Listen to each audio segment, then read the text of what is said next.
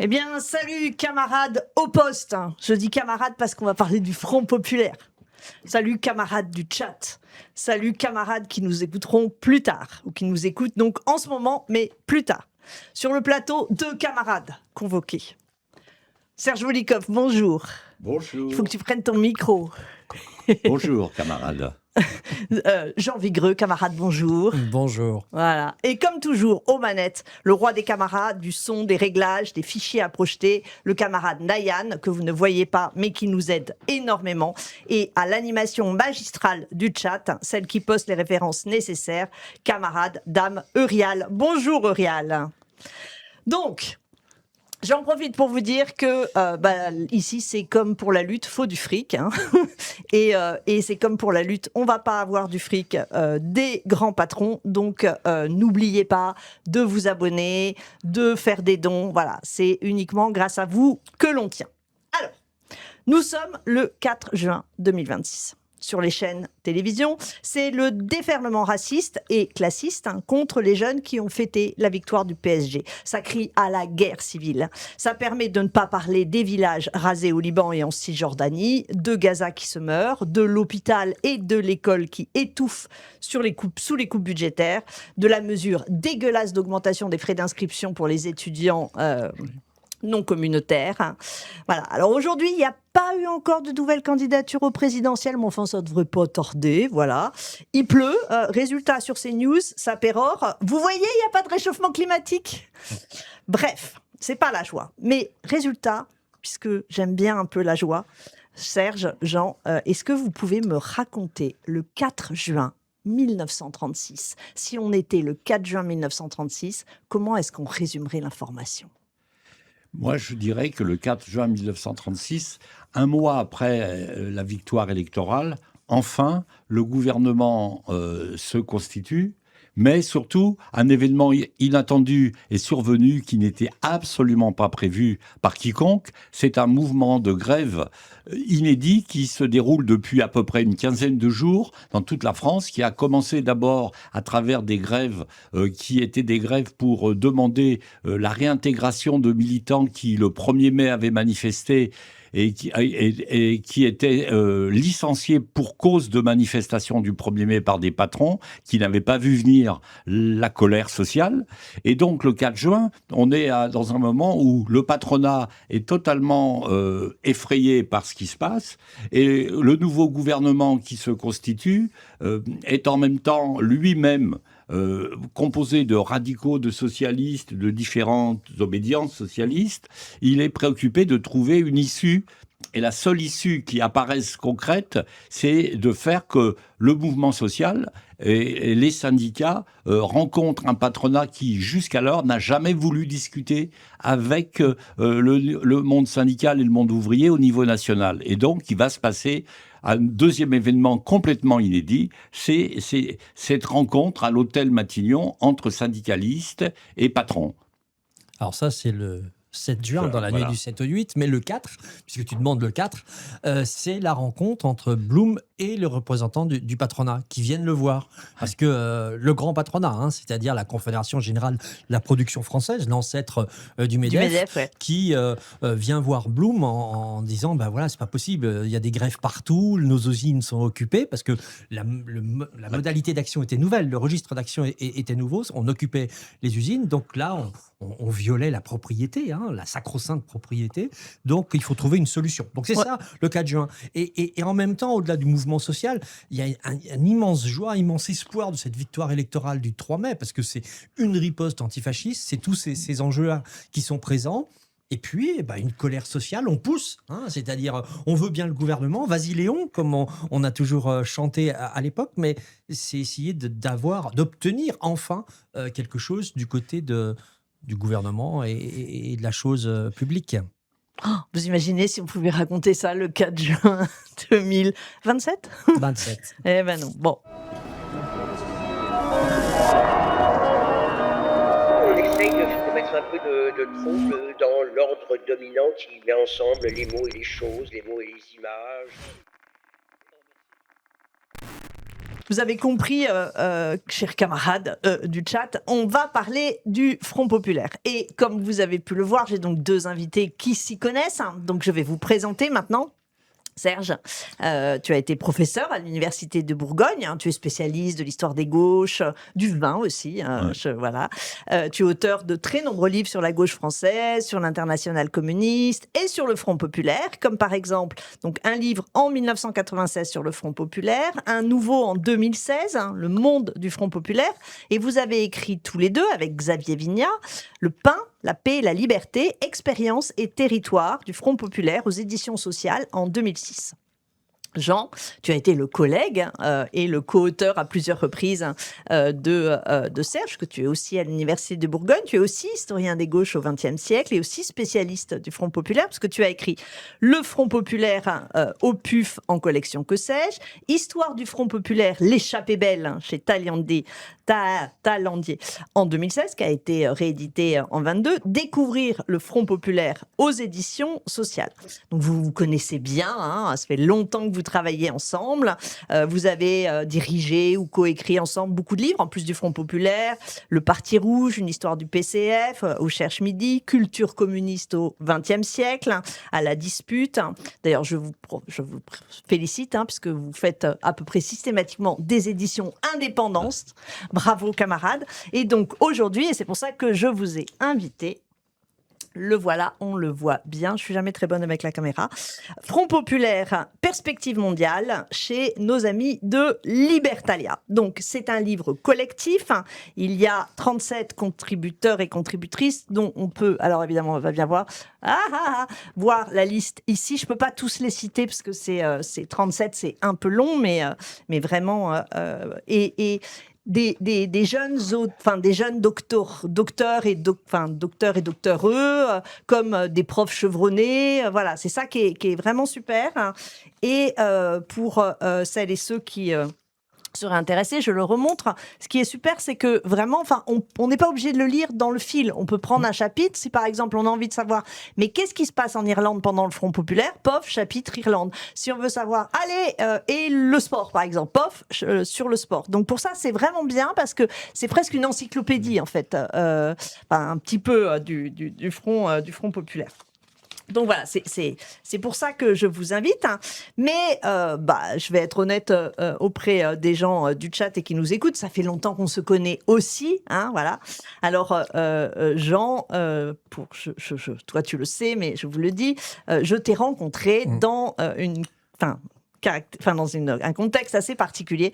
C'était un moment où j'étais au parti de gauche, hein, c'est pas secret que j'étais au parti de gauche, donc je ne trahis rien. Et à ce moment-là, je m'occupais de la défense avec l'avocate de Jean-Luc Mélenchon, qui était Raquel Garrido, de la défense de Jean-Luc Mélenchon, qui était attaqué par Marine Le Pen pour injure publique, parce qu'il l'avait traité de fasciste.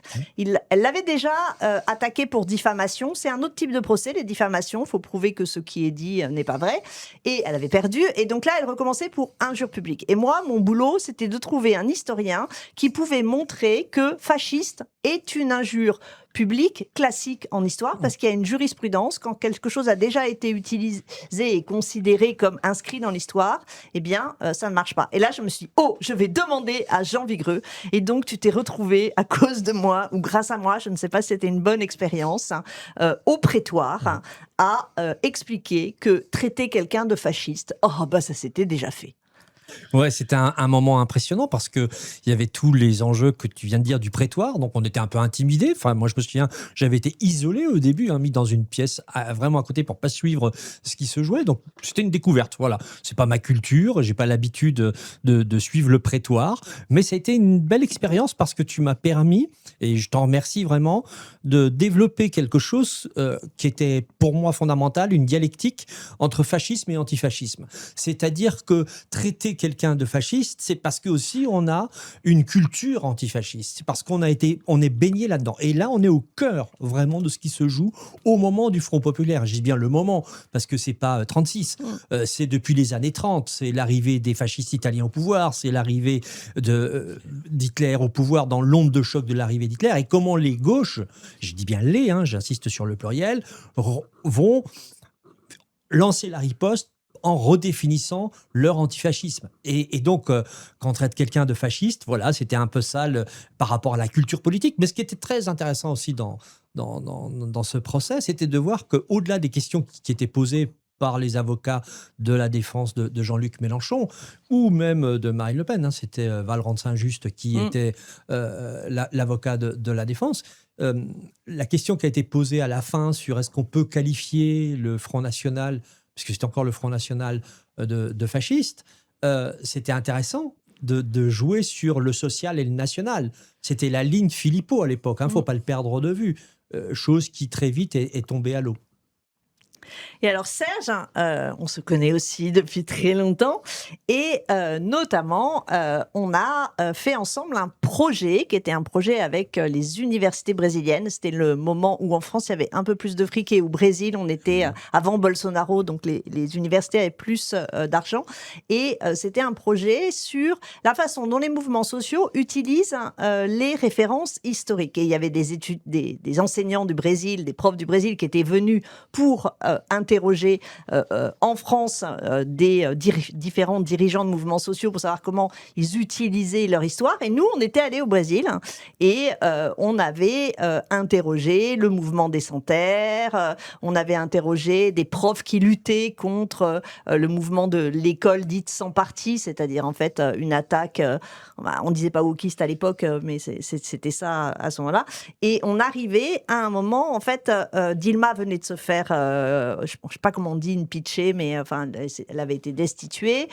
Bolsonaro commençait à pointer, on était juste avant, et on est arrivé dans des facs complètement occupés, avec, je me souviens, des banderoles qui disaient c'est pas grave, il vaut mieux perdre un semestre que de perdre finalement toutes nos études.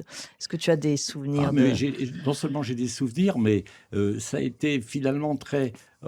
Pour moi, et je crois collectivement, on a senti à quel point, dans un pays comme le Brésil, la question du rapport entre l'histoire, la mémoire et les combats politiques du moment était imbriquée. N'oublions pas qu'à ce moment-là, se posait la question, et puis on était avec des collègues, avec Maud Chériot notamment, qui travaillaient sur la question de la dictature et des traces de la dictature dans la société brésilienne. Et ce qui était en cause, finalement, c'était le sens de la démocratisation du Brésil après la dictature et ce qu'avait été la démocratie quand la dictature l'a mis à bas avant, dans les années 60. Et donc, c'était la question de l'histoire sociale et de l'histoire de ce pays se jouait au présent. Et évidemment, quand la situation est différente dans la France contemporaine, mais on voit bien quand même que le rapport au passé et à l'histoire des mouvements sociaux, et en particulier du Front populaire, fait partie des débats de la France contemporaine aujourd'hui. Et que, en quelque sorte, les courants qui veulent imposer en France une radicalisation à droite, d'extrême droite, de type fasciste, cherchent à discréditer tout ce qui est le passé d'histoire du mouvement social. Et tous ceux qui, dans ce mouvement ou dans l'histoire de la gauche aujourd'hui, considèrent que c'est pas tellement important, on peut l'effacer ou on peut en garder que des aspects très très superficiels, sans s'en rendre compte, joue un jeu dangereux parce que l'amnésie dans ce domaine est toujours fille d'un retour, et plus que d'un retour, mais d'une montée de la droite et de l'extrême droite. En l'occurrence, pour la France, on est dans une ambiance qui, je ne sais pas si c'est celle de 1933 avant 1936, mais il y a quelque chose qui ressemble. Alors, c'est assez parfait ce que tu as répondu pour m'assurer ma transition, puisque justement, l'histoire, le passé, la mémoire et du sujet qui nous rassemble aujourd'hui, chers camarades, à savoir le Front populaire, a très clairement ressurgi en 2024. Alors Nayan, si tu peux mettre les photos que je t'ai envoyées 10 juin 24 et jusqu'à 7 juillet 24, donc On va voir défiler des photos. Quand on les verra, je les commenterai, enfin, je les décrirai un peu pour celles et ceux qui vont décider de nous écouter en podcast. Donc, dissolution en 2024. Moi, dès le 9 juin, je suis place de la République. Et le 9 juin, place de la République, il n'y a pas encore grand-chose. C'est le 10 juin qu'il va y avoir des références. Alors là, par exemple, c'est une pancarte. Il y a écrit Front populaire 1934, ce qui est intéressant par ailleurs. 2024, bon, c'est pour faire 4-4, mais le Front populaire, c'est plutôt... Enfin, ça commence, voilà. Donc, première image. Deuxième image, celle-là, bon, juste, elle est choupie, quoi. I love le Front populaire. Mais bon, c'est dans les rues de Paris, place de la République, le 10 juin. La suivante... Alors là, c'est parce qu'après, des artistes ont vraiment soutenu le mouvement. Et là, c'est dans forme de lutte. Et on voit une Marianne, finalement, bon, je dirais plus années 50, mais qui repeint la France en rouge avec écrit Front populaire 2024. La suivante... Ah non, c'est pas ça. Ouais, ça, c'est autre chose. C'est pour la fin. On en parlera à la fin. Ah oui, alors ça, c'est un collage féministe. Front populaire, congé payé. C'est marrant, c'est ça qui reste. On recommence. Et ça, c'est un collage féministe avec des lettres. Et rajouté en graffiti, 1936. Non, il y en a un qui doit s'appeler Bisou. Et il y en a un qui doit s'appeler Frites. Mais il a disparu. Ah, voilà. Frites. Vive les frites et le Front populaire. C'est marrant quand même. Hein, Oui. ah, elle est pas mal, celle-là. Et le bisou, alors le bisou, c'est le soir de la... Ça arrive, vous allez voir. C'est le soir de la victoire, cette fois. C'est le 7 juillet. Donc, quand on est tous allés bisous sur le Front populaire. Voilà. Résultat, ma question, c'est qu'est-ce que ça fait ? Quand on est historien du Front populaire depuis des décennies, ce qui est votre cas, de voir surgir au soir du 10 juillet, alors certes, Ruffin l'avait dit la veille, mais là, ça s'inscrit dans la rue, c'est quand même... qu'est-ce que ça fait de voir surgir cette référence du Front populaire ? Alors, effectivement, Ruffin l'avait dit, et je pense que c'était aussi dans l'état d'esprit. Il a eu le mot juste à ce moment-là, mais tout le monde le partageait, parce que cette dissolution hasardeuse, ce coup de poker, enfin, c'était... Grenade, il a dit après coup. Après coup, il a dit grenade, mais vraiment, on avait l'impression que ça a été comme ça, comme un pari, pas cap, et puis bah, cap, je le fais, quoi. Enfin, on est vraiment dans quelque chose je trouve, d'irréfléchi.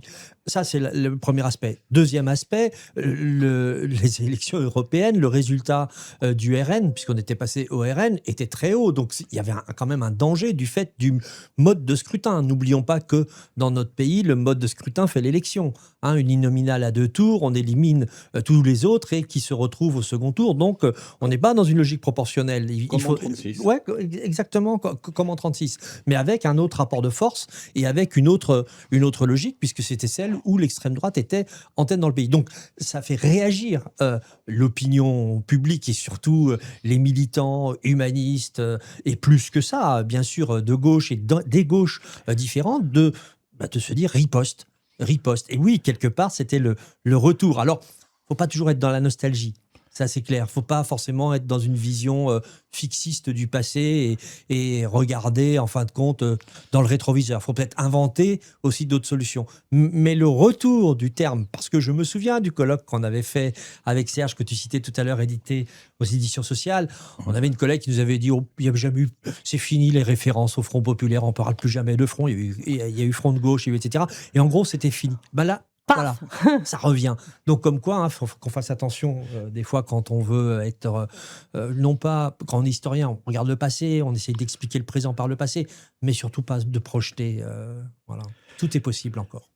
Ce qui est intéressant, ce qui s'est passé en 2024, c'est que on est devant un moment surprenant pour tout le monde, d'inquiétude majeure face à l'extrême droite, la montée de l'extrême droite, le risque de victoire de l'extrême droite, et qu'à ce moment-là ressurgit cette idée qu'en France, la droite et le fascisme n'a pas vaincu par les élections, n'est pas arrivé au pouvoir grâce au Front populaire. C'est la dimension antifasciste qui est la plus mobilisatrice et qui est exceptionnelle, même à l'échelle européenne.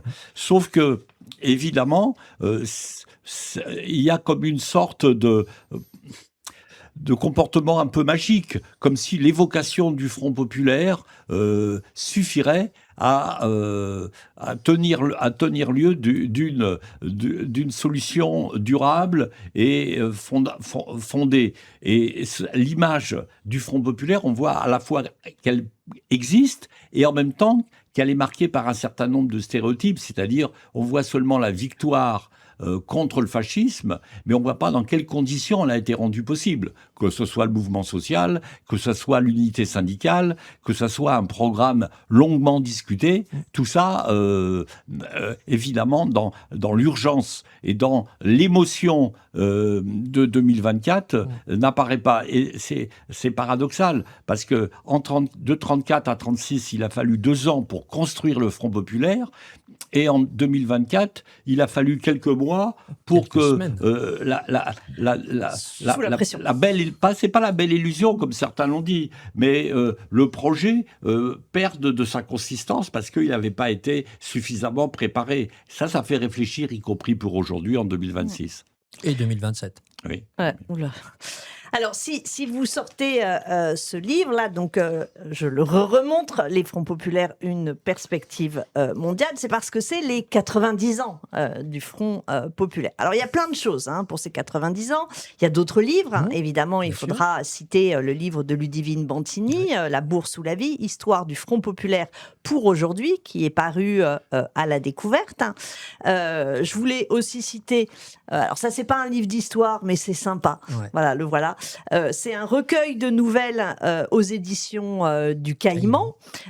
Donc, c'est des nouvelles. D'ailleurs, il y a aussi Ludivine Bantini dedans. Mais d'ailleurs, elle écrit aussi dans le chapitre sur les femmes et le féminisme dans votre ouvrage. Moi, j'ai fait un faux journal de Louise Weiss.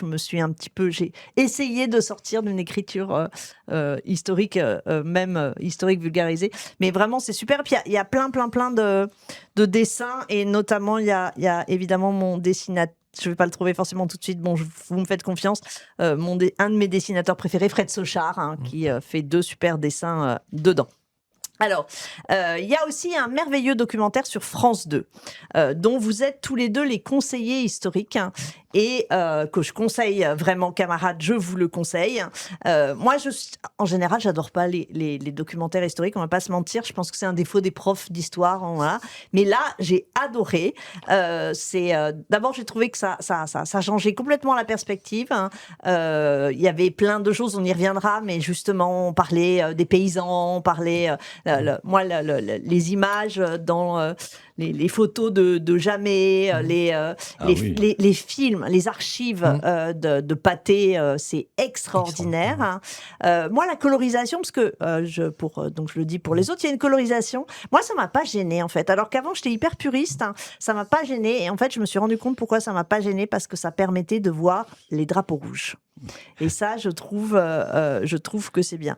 Qu'est-ce que ça a été chouette, cette expérience de documentaire ? Ah bah oui, c'était une très belle expérience. Fabien Béziat et Hugues Nancy, qui ont mené cette expérience, nous ont sollicité tous les deux avec Serge dès le début, et on a bien discuté, on a pris le temps. Et c'est ça qui est intéressant dans un documentaire, c'est de prendre le temps d'expliquer, nous, notre métier d'historien et comment on travaille, comment on va aux archives, etc.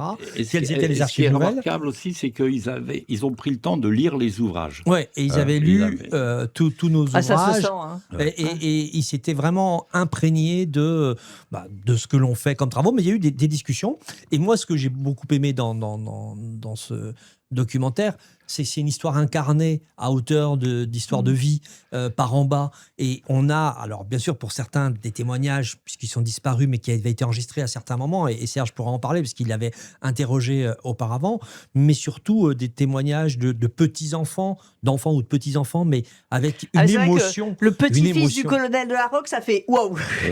Ça, oui, c'est vrai, ça mais fait waouh. Mais c'est bien qu'il y soit aussi. Mais il faut tout dire, parce que faut pas être de ce point de vue-là. Il faut savoir que quand même, comme le dit Gilles Richard dans le film, c'est pas 80% Front populaire et 20% les droites, c'est 50-50. Ça se joue à pas grand-chose. Enfin, c'est pas 50-50. On va dire c'est 51-49 pour être plus proche de la réalité. Il y a 2 France. Donc il y a quand même ce face-à-face. Et comment se joue ce face-à-face en permanence. Mais au-delà de ça, moi, celle que je retiens comme image, mais dans toutes, je les adore, etc., c'est cette petite fille d'ouvrier de Michelin Oui. À Clermont-Ferrand Ouais. qui raconte la vie. Ouais.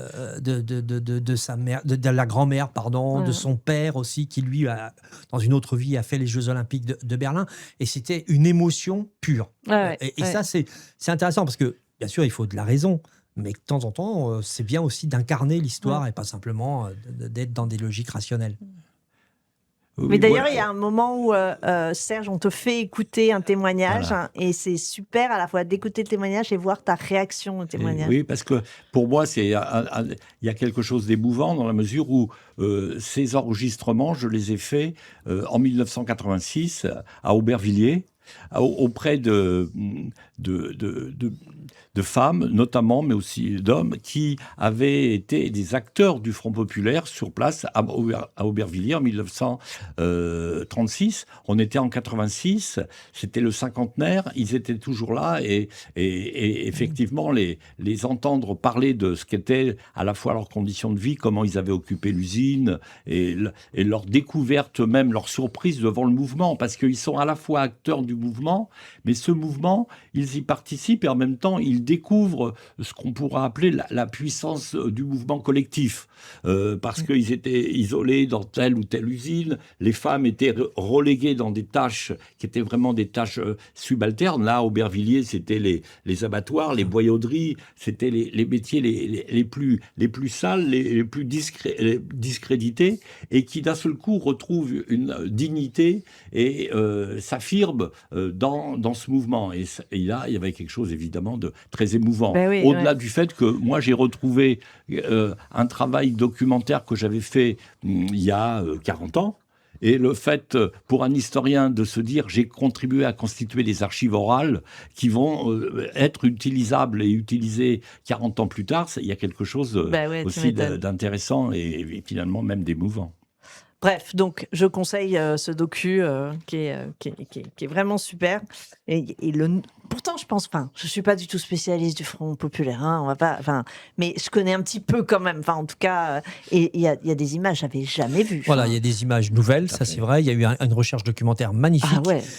Il y a même une photo. Alors, on a cru à un moment donné, mais c'est pas du tout ça. Mais où on voit, puisqu'on évoquait les accords Matignon, les enjeux, la seule femme, Martha Desrumaux, voilà. Mais et elle surgit, voilà, et elle surgit, et c'est génial parce que. Génial, mais sauf que c'est pas pour Matignon, c'est une délégation effectivement du Nord qui vient voir le gouvernement. Parce que voilà, non, si elle y est à Matignon, elle y est, mais sauf qu'elle a été pendant longtemps, on va dire, oubliée. Parce que sur les photos de Matignon, on la voit jamais. Invisibilisée, si tu veux. Et pourtant, c'est Martha Desrumaux, puisque on peut en dire un mot, qui a fait un travail extraordinaire dans les jours qui ont précédé. Elle a, en liaison avec Benoît Frachon, qui était le secrétaire général adjoint de la CGT, et l'ancien dirigeant de la CGTU, elle a collecté les bulletins de salaire des ouvriers et des ouvrières du Nord, et c'est grâce à ces bulletins de salaire que les syndicalistes vont mettre ça sur la table devant le patronat en disant vous savez combien gagnent les ouvriers et les ouvrières. Et elle avait fait ce travail de les patrons étaient étonnés en mode putain c'est si bas. Voilà, c'est si bas. Voilà, et c'était intéressant de voir ces images, mais il y a plein d'autres archives. C'est vrai que quand elle est passée, j'étais en train de regarder, je fais surgit. oh putain une femme. Et elle surgit et c'est chouette. Mais il y a plein d'autres images qui sont allées chercher, même celle de 1933 sur Citroën et la publicité sur la Tour Eiffel. On a pu voir ici ou là des photos, mais le film avec les ouvriers et les risques qu'ils prennent. Et les films de 34 aussi. Alors c'est ceux qui étaient partis à Londres et qui sont revenus. C'est ceux, je crois, qui étaient dans le fond Pivert. C'est ça. Parce que c'est Pivert n'oublions pas que Marceau Pivert, il a un rôle important pendant le Front populaire. On garde tous en mémoire, tout est possible, etc. Tout est possible. C'est en mai qu'il écrit ça pour peser sur le congrès extraordinaire de la SFIO, pour dire on existe, la gauche de la SFIO, on est là. Et lui, tout de suite, il est pris au gouvernement, non pas dans un cabinet ministériel, mais pour s'occuper de tout ce qui est la propagande. Et il y a plein de films, plein de photos, et ce fond, pendant longtemps, a été un peu oublié, on va dire. En tout cas, voilà. Alors, il y a autre chose, et là, je vais avoir besoin de toi, Nayan. C'est une exposition en ligne qui s'appelle La vie est à nous, qui a été réalisée par la Fondation Gabriel Péri, qui a été conçue par Louise Gaxi et Oel Lemoal, et dont vous êtes tous les deux au conseil scientifique. Alors, peut-être avant de naviguer sur le site, parce qu'on va naviguer un peu ensemble, est-ce que vous pouvez nous dire ce que c'est que la Fondation Gabriel Péri? Vas-y, Serge. Euh, Tu es le président ouais. du conseil scientifique, donc vas-y. Donc la Fondation Gabriel Péri, c'est une fondation qui fait partie de ces fondations qui, au début des années 2000, au temps où la gauche plurielle était au gouvernement, on a créé en France, enfin, des fondations qui étaient des fondations liées à des courants de pensée. À des courants de pensée ou à des forces politiques. Ainsi la Fondation Jean Jaurès, ainsi la Fondation Fondapol liée à la droite, c'était l'UMP à ce moment-là, Oui. je pense, je me souviens. Oui, c'est ça. Et puis la Fondation Gabriel Péri qui était liée au courant communiste. J'insiste sur l'idée qu'à la fois il y a une proximité avec le Parti communiste dans ses fondations, au moment où c'était Robert Hue qui était le secrétaire national du PC, et en même temps une fondation qui a sa propre dynamique, qui est pas programmée par l'activité politique quotidienne du PC. Et l'idée dans la fondation Gabriel Péri, moi je me suis occupé des archives et de ce qu'on pourrait appeler la mémoire patrimoniale du mouvement ouvrier, du mouvement communiste, en liaison avec les archives nationales et avec les archives, les archives nationales et avec Jean Vigreux qui est à mes côtés. On a travaillé pendant 20 ans Oui. à la Constitution à peu près, depuis le début des années 2000, même du XXe siècle, à essayer de constituer en France des archives, des mouvements sociaux et des organisations politiques dans l'orbite du mouvement communiste, pas seulement français, mais international. Il a fallu faire des efforts parce qu'il fallait aller pêcher ça souvent à Moscou, et qu'à Moscou, dans la nouvelle Russie d'Eltsine puis de Poutine, tout se paye. Et donc, il a fallu faire des efforts pour obtenir une partie des archives avec le CDRS, etc. Et les archives nationales. Toujours est-il que la Fondation Gabriel Péri, sur son site et sur le site de la Maison des sciences de l'homme de Dijon, qui a été un peu l'opérateur technique, mais aussi intellectuel de cette ambition, on peut consulter, c'est le seul endroit en France, on peut consulter des archives qui sont les archives dites russes, mais qui sont en fait des archives envoyées de France à Moscou au temps de l'Internationale communiste, pour souvent découvrir une partie de la réalité politique française de l'époque. Il faut dire qu'à l'époque, autrement, les archives des partis politiques sont très mal conservées. Il y a des bribes qui existent à Sciences Po, il y a des bribes qui existent évidemment dans les archives dites de la surveillance des archives nationales, mais des archives internes d'organisation en longue durée, je crois qu'il n'y en a pas beaucoup ailleurs. Donc c'est un peu spécifique. Alors revenons à 2026. En 2026, l'idée est apparue que ça serait bien de faire une expo numérique qui serait mise à disposition des militants, des départements, des gens qui voudraient, et c'est donc qui voudraient s'en emparer. Cette expo, elle est à la fois sur le site de la Fondation Gabriel Péri, mais elle est aussi utilisable localement. On peut l'imprimer. Voilà, c'est une démarche aussi pédagogique. On va juste la regarder. Donc, la vie est à nous. Et alors, la vie est à nous. C'est un clin d'œil. C'est un clin d'œil. Ouais, bien à sûr. Jean Renoir. Donc là, vous voyez, on a le choix, présentation, exposition, chronologie, voilà. Histoire du Front populaire, donc là c'est un peu une intro. Et si on descend un tout petit peu, voilà, l'exposition. On peut choisir, il y a 10 chapitres. Alors, on peut en prendre un, vous voulez lequel Peu importe, celui que tu veux. Moi, Allez, Victoire, ça fait du bien, parce que c'est pas comme si on en avait... D'accord. Voilà, donc si on déroule, donc il y a un certain nombre de documents, mais je vous laisse peut-être, vous, parce que vous êtes plus... Il y a pas de souci.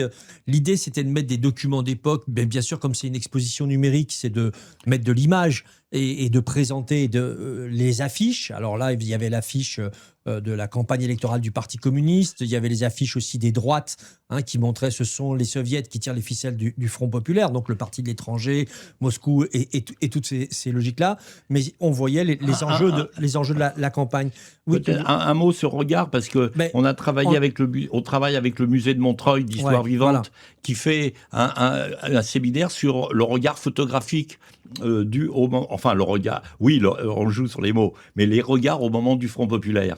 Et donc là, c'était effectivement le pain, l'appel à la liberté, donc le slogan, on va dire, repris de cette alliance. Et puis, puisque c'est la victoire, donc comment on va de l'avant, comment on présente cette victoire. Mais l'autre, si on peut remonter un tout petit peu, merci pour le pain, l'appel à la liberté, donc le PC qui reprend le slogan, mais chaque parti aura sa propre campagne. Et C'est ça. là, c'est l'expo telle qu'elle est aujourd'hui. C'est-à-dire, on peut l'imprimer, on peut la présenter. Mais ce qu'il faut voir, c'est qu'il y aura un deuxième temps de l'exposition. On ajoute, en ce moment, on est en train de faire des focus. Parce que c'est Alors, il y le en a un numérique peu nous parce le que permet. si on Il y en a descend quelques-uns. un peu, Il y en a ouais, déjà j'avais quelques-uns. vérifié mais hier. voilà. Donc bon, là, on Voilà, est c'est toujours... la Chambre des députés, ce qui permet de voilà. voir, en fin de compte, ce qu'on n'attendait pas. Donc hein, des documents. voilà. Et voilà, les Voilà. focus. Et Les donc, résultats qui et si sont... on clique sur un focus, on voilà. a énormément de ressources. C'est ça. hein. Voilà. C'est ça. Et voilà, l'idée, c'était de donner accessible à tout le monde.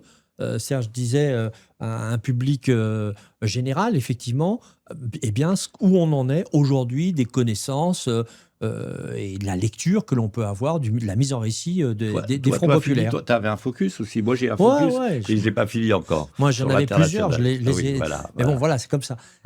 On fait comme on peut. Ouais, on voilà. fait comme on peut, voilà. hein. Mais non, mais l'intérêt, c'est Non, C'est mais déjà en- beaucoup. c'est en c'est de donner à dynamique. tous eh bien, la possibilité de comprendre ce qu'est le Front populaire, loin seulement des clichés, des mythes, des représentations ici ou là. C'est de rentrer dans qu'est-ce qu'on va faire, vainqueur, que va faire le Front populaire? Cette grande question. Alors, il y a Marx Attaque, attention, Ouais. qui dit le virtuel c'est cool, mais je préférerais regarder les papiers directement. J'aime le Alors, vieux papier gorgé oui. d'histoire. Oui, je suis d'accord, mais. Elle est imprimée aussi, elle est imprimable. Hein. Attention. Ouais, mais y c'est a- pas la vraie ouais. source. Mais c'est difficile d'aller voir les vraies sources. Ah ouais, mais on peut pas exposer les vraies sources Ouais. pour que ça circule. Ouais. Voilà, les deux sont possibles. Elle peut être imprimée. Il y a plusieurs panneaux, kakémono, enfin c'est classique maintenant, etc. Voilà. Après, bon, bien sûr, si chacun veut consulter les archives, il va falloir bouger un peu partout parce qu'il n'y a pas que des archives Et alors, nationales. justement, le fameux Marx Attaque demande à Eurial, mais comme ça vous pourrez aider Eurial, le lien du lieu pour consulter les archives donc, à Dijon. Oui. Ah, bah Alors voilà. le lien, c'est Vas-y. facile, c'est Pandore, portail d'archives numériques de documentation et de la recherche. Vous tapez ça et MSH Dijon, donc Maison des sciences de l'homme autrefois, mais maintenant c'est Maison des sciences sociales et humaines, puisque le nom a changé, mais c'est toujours le sigle MSH. C'est dans ce cadre-là qu'avec Serge, pendant 20 ans, 30 ans, même peut-être à peine plus, 30 ans, on a mis en ligne toutes les archives du Parti communiste français liées à l'internationale communiste de 1917 jusqu'à 1995. Donc il n'y avait plus d'internationale communiste. Mais c'est un accord avec la Fondation Gabriel Péry, les archives du Parti communiste, les archives de Seine-Saint-Denis, également Bobigny, puisqu'il y a le dépôt, et l'Université de Bourgogne et la Maison des sciences de l'homme, où on a numérisé, indexé, donc on a fait un index au nom, au lieu géographique, etc., au thème, toutes ces archives, page à page, feuille à feuille, ce qui vous permet de retrouver des choses parfois complètement oubliées, ou alors des choses inattendues. Le procès Marty-Tillon après-guerre, même si on n'est pas dans la logique là du Front populaire, mais quoique il peut y avoir des éléments qui renvoient à ça, il est en entier présenté parce qu'il est énorme, ça fait plus de 200 pages. Donc voilà, c'est un accès pour tout le monde à ces archives, parce qu'on a le droit d'avoir accès aux archives, on a le droit de comprendre. Alors pas les archives pour les archives. Je sais qu'aujourd'hui c'est à la mode de dire les archives, les archives, les archives. Sauf que les archives, elles ne reproduisent que pourquoi elles ont été créées. Ben oui. Elles ont été créées soit par la police, soit par l'organisation. Donc elles ont un biais cognitif. Et il faut quand même se dire que ce sont les problématiques qui font l'histoire et pas seulement les archives. Juste un clin d'œil à ceux qui aujourd'hui découvrent que les archives c'est très important. Nous, on le sait depuis très très longtemps. C'est pour ça qu'on a voulu rendre accessibles les archives. Or, un des problèmes aujourd'hui de l'accès aux archives, en principe, tout le monde a accès aux archives. C'est un droit, ouais. Et a droit, mais dans la pratique, C'est plus compliqué. la mise à disposition au moins de certains fonds qui sont des fonds par ailleurs inaccessibles. Regardez, si on n'avait pas fait ce travail, eh bien, ces archives qui étaient à Moscou seraient de nouveau inaccessibles. Hein. Et deuxièmement, il y a aussi l'idée que ces archives, elles vont permettre à des étudiants, à des jeunes chercheurs, de leur mettre le pied à l'étrier, de commencer des recherches. Après, ils iront travailler dans des centres d'archives. Et surtout, c'est aussi l'idée que il n'y a pas de propriété de ces archives de ceux qui les ont produites il y a 50 ou 60 ans. Elles doivent tomber vraiment dans le domaine public. Voilà. Je parle notamment des organisations. Aujourd'hui, si vous regardez bien une partie des archives politiques, elles sont dans des institutions, dans on peut dire des enceintes où le contrôle, même 50 ans ou 70 ans après, continue d'être exercé par des institutions qui considèrent que ça reste leur propriété. Le paradoxe, c'est que nous, on a réussi, sans doute c'est lié à l'histoire de l'affaiblissement du PC, mais à faire que ce soit les archives du PC et du mouvement communiste qui soient versées vraiment dans le domaine public et soient accessibles. Et juste pour compléter, ce sera pas trop long, parce qu'on reviendra sur le Front populaire.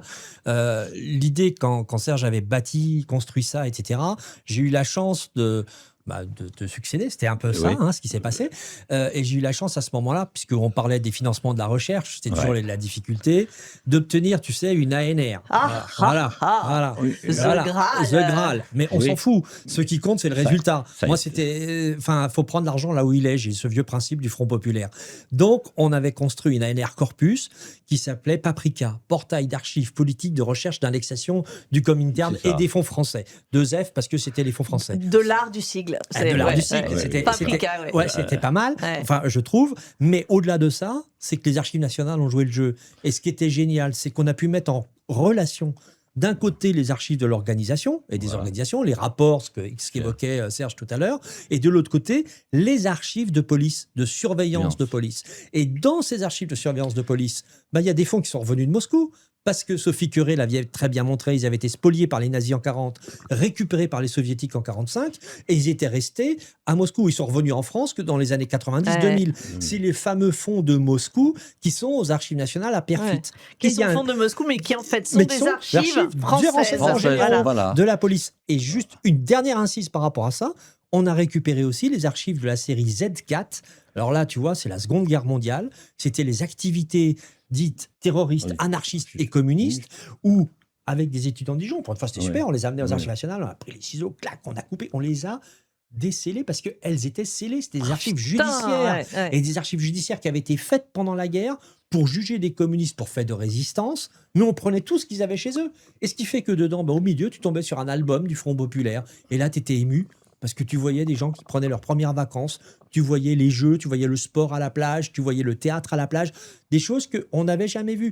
Alors, il faut bien sûr y aller, il faut les revisiter, il faut les retravailler. Il y a plein de choses encore à faire.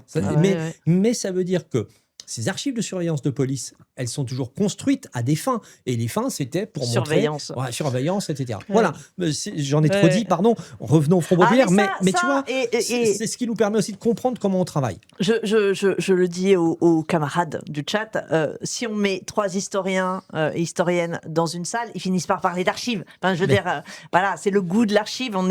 On essaie de vous le transmettre le plus possible, à la fois ceux qui nous écoutent, et puis alors nos étudiants, on essaie évidemment plus encore, mais quand ça vous prend, c'est quelque chose, l'archive.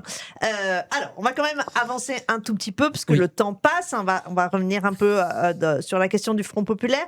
Souvent, les gens qui font pas d'histoire, ils se demandent, mais pourquoi est-ce qu'on fait un nouveau livre sur le Front populaire ? Finalement, vous en avez déjà fait plein d'autres. Qu'est-ce que vous avez de neuf dans celui-là ? Donc, moi, je sais.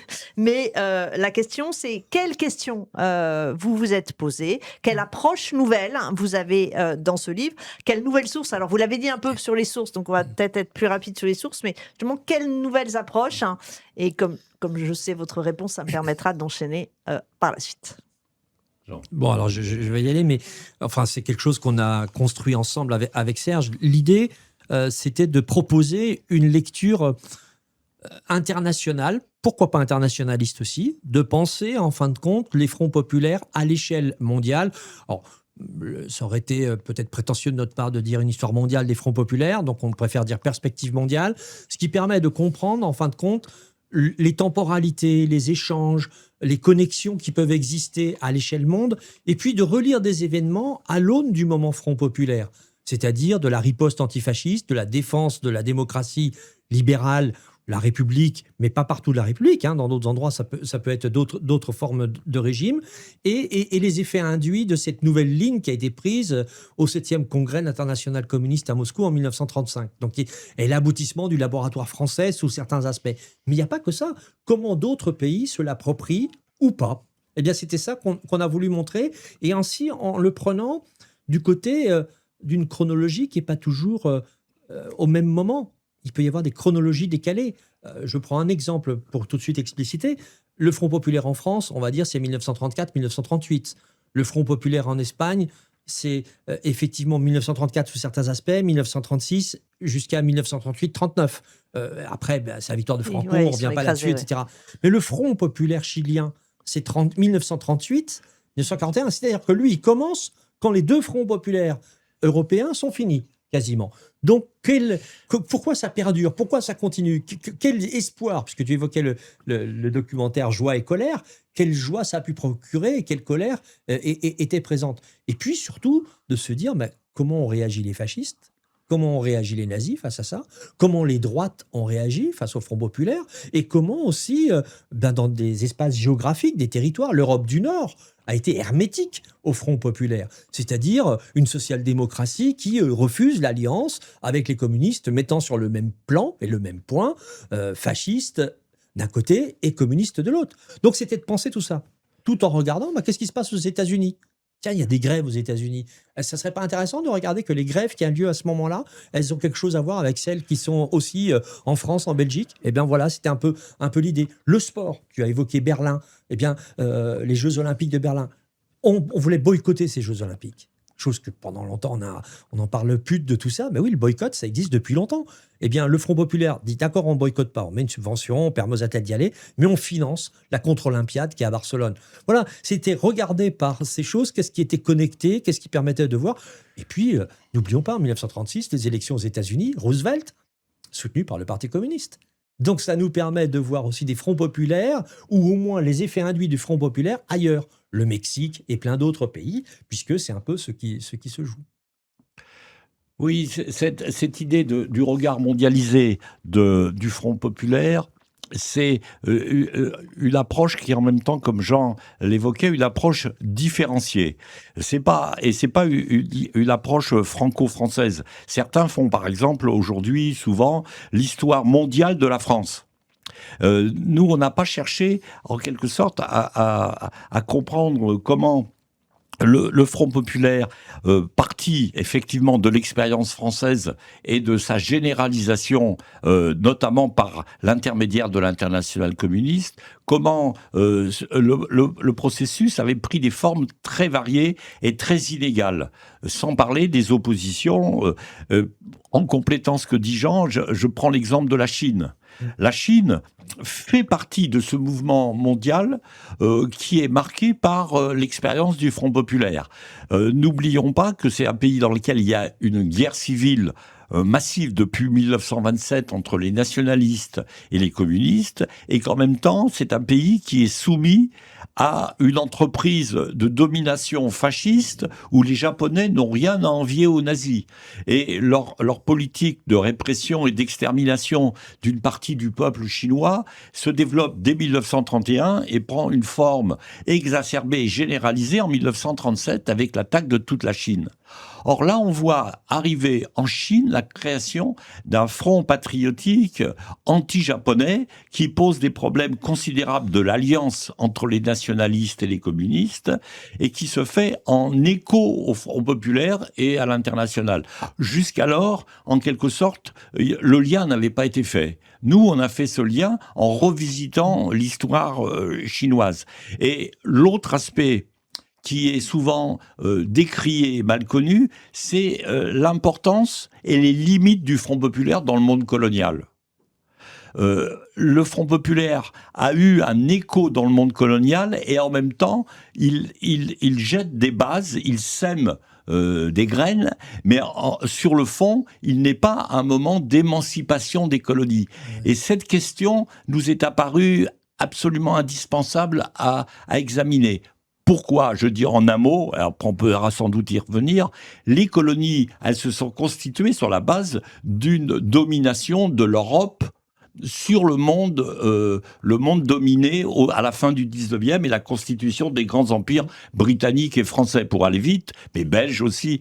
Or, pour une part, le Front populaire antifasciste est d'abord un événement européen et français. Voilà, pour l'Angleterre, il est très limité, et les effets dans l'Empire anglais sont limités, si ce n'est des effets induits dans l'Union indienne, mais qui sont vraiment en périphérie. En Afrique subsaharienne, en Afrique du Sud et au Maghreb, comme en Indochine, dans l'Empire français, le Front populaire a des échos, mais une partie des membres du Front populaire qui sont très puissants dans les colonies, pour ne pas tourner autour du pot les radicaux et les socialistes, restent profondément colonialistes. Et le Parti communiste, dans sa stratégie européenne et l'internationale communiste, a changé de priorité. La priorité, c'est la lutte contre le fascisme, et pour l'heure, on met en quelque sorte un peu en sourdine l'émancipation nationale. Oui, c'est tout à fait ça, parfait. Et on peut rajouter encore un autre exemple dans cette dimension que tu évoques de l'Afrique. Ne jamais oublier que le fascisme, c'est la guerre et que l'expansion fasciste, c'est l'Éthiopie. Et donc, ce sont toutes les mobilisations en 1935 qui se mettent en place par le Secours Rouge International, étudié par Corentin Lahut, qui nous permet de comprendre effectivement eh bien, ces enjeux, on dirait à une autre époque des Suds, ou en tout cas des dominés, et comment ça se joue. En revanche, ce que dit bien Serge, c'est ça crée un immense espoir dans les colonies, et il y a une très forte désillusion, c'est certain, mais ça a semé les graines d'autres choses. N'oublions pas, par exemple, d'un point de vue culturel, les maisons de la culture, celle d'Alger, avec Camus. Il y a un très bel article, chapitre sur... C'est Pierre Daréville et Guillaume Roubaud-Kouachi. C'est passionnant sur la maison de la culture d'Alger. Sur la maison de la culture, c'est-à-dire de penser, en fin de compte, cet apport culturel pour tous. Parce que le Front populaire, on a oublié de le dire, on a parlé politique sociale, c'est trois dimensions. On va y revenir. Oui, mais simplement, je termine ça. Ces trois dimensions, c'est la dimension sociale, politique et culturelle, d'idée d'émancipation par la culture. Et ça, c'est fondamental. Ouais.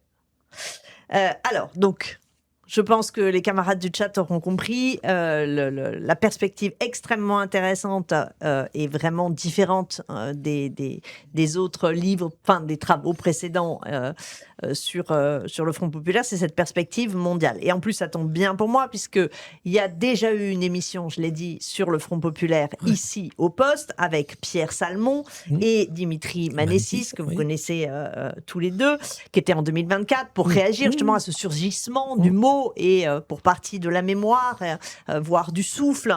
Et ils étaient restés... Alors, pas que franco-français, puisque Pierre Salmon, c'est un spécialiste de la guerre d'Espagne. Je l'ai invité aussi ici avec Mercedes Yusta sur la guerre d'Espagne, mais c'était France-Espagne uniquement. Alors que vous, voilà, vous ouvrez beaucoup plus.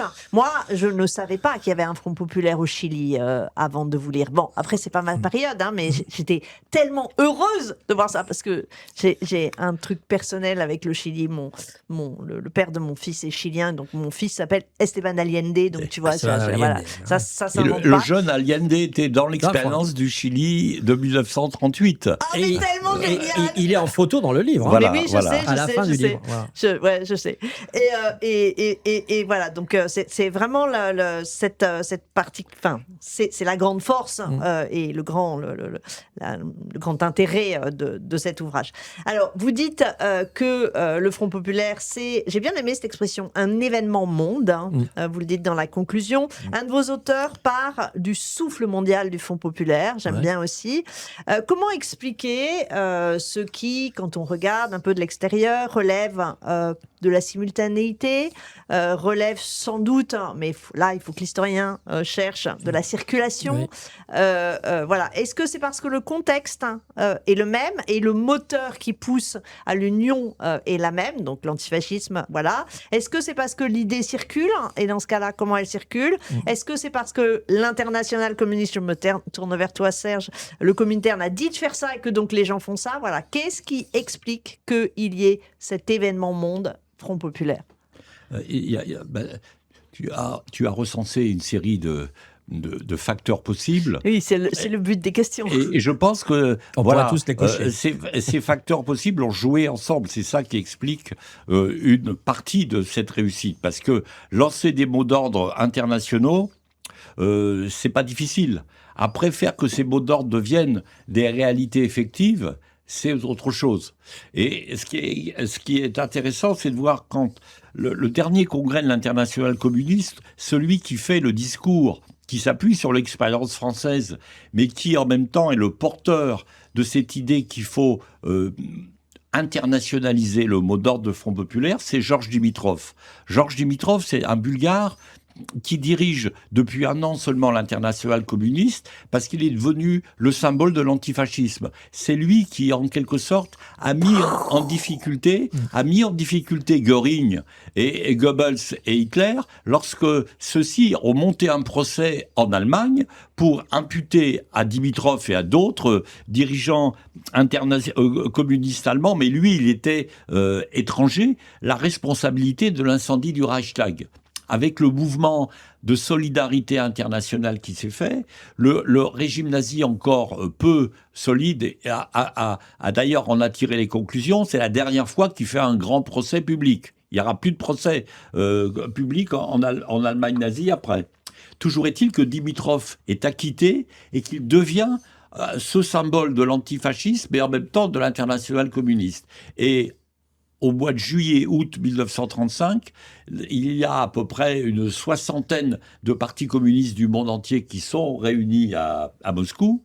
Et là, à côté d'autres dirigeants communistes qui continuent de répéter ce qu'on pourrait appeler le traditionnel discours de l'opposition, classe contre classe, la lutte entre la bourgeoisie et le prolétariat. Lui, il dit la question à la fois de la défense démocratique et de la nation devient une question urgente pour le prolétariat. Les milieux populaires doivent s'emparer de cette question et ne pas la laisser à l'extrême droite et au fascisme. Parce qu'il y a une crise économique mondiale, parce qu'il y a une crise qui s'est développée dans les grands pays capitalistes. Il n'abandonne pas une analyse de classe, mais il transforme cette analyse classique, si j'ose dire, de classe, en une analyse concrète du moment politique à la fois européen et international.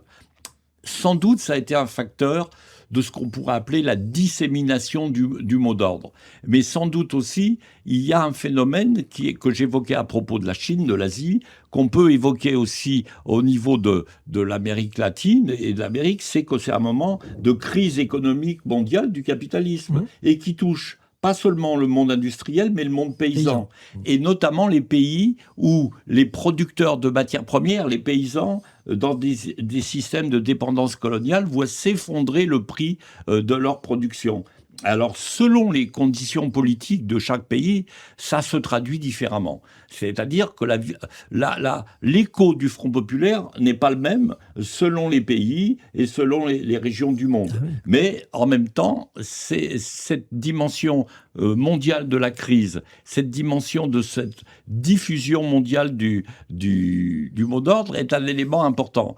En même temps, si on parle du mouvement ouvrier international, à cette époque, le mouvement socialiste est essentiellement européen. Il a peu d'impact à l'échelle internationale. Et en Europe, un des grands échecs de la diffusion et de la dissémination du mot d'ordre, c'est l'impossibilité de l'entente entre l'internationale socialiste et l'internationale communiste. Et ça a profondément marqué toute une partie de l'Europe. Il faut dire qu'après la défaite allemande et de la social-démocratie allemande, ceux qui dirigent l'internationale socialiste, c'est le monde anglo-saxon européen, pour aller vite. Et ce monde anglo-saxon européen, il n'a pas du tout les mêmes traditions qu'en Allemagne ou qu'en France ou qu'en Espagne ou en Italie. Il est considérablement, si j'ose dire, habité par l'idée que le compromis social-démocrate, les grandes réformes de l'État mettent à l'abri tous ces pays où la social-démocratie est puissante, à l'abri du fascisme. Et cette idée est vraiment... Et quant à l'Angleterre, le monde travailliste, qui est l'équivalent du socialisme européen dans une particularité, ce monde travailliste, même Dimitri Manessis, Le Monde pour l'Irlande, il est travaillé par une question qui est celle de le fait que l'empire colonial reste une ressource et que l'Angleterre, et pas seulement la Grande-Bretagne, mais l'Angleterre, par ses propres ressources coloniales, est à l'abri et de la crise et des difficultés. Ouais. Et ça, c'est un des éléments qu'il faut avoir à l'esprit, c'est-à-dire que ça ne remet pas en cause, et c'est bien là, on va dire, les désillusions, l'ordre colonial. Il y a eu des améliorations, des gens qui ont été amnistiés, des nouveaux gouverneurs, moins de répression politique, mais dès que ça commence à coincer, ça reprend cette logique de répression. En revanche, sur le chat, dans la circulation... Oui, pardon. Oui, je disais sur le chat, il y a... Alors, il est parti, mais je me souviens, donc je crois que c'est BM 1018. Alors, c'est peut-être 1018, mais 1018, je pense, à cause des éditions, qui dit, mais donc les fronts populaires, c'est un truc de blanc pour les blancs. Alors, c'est pas si simple que ça. Peut-être que ce qu'on a dit ne reflète pas l'entièreté.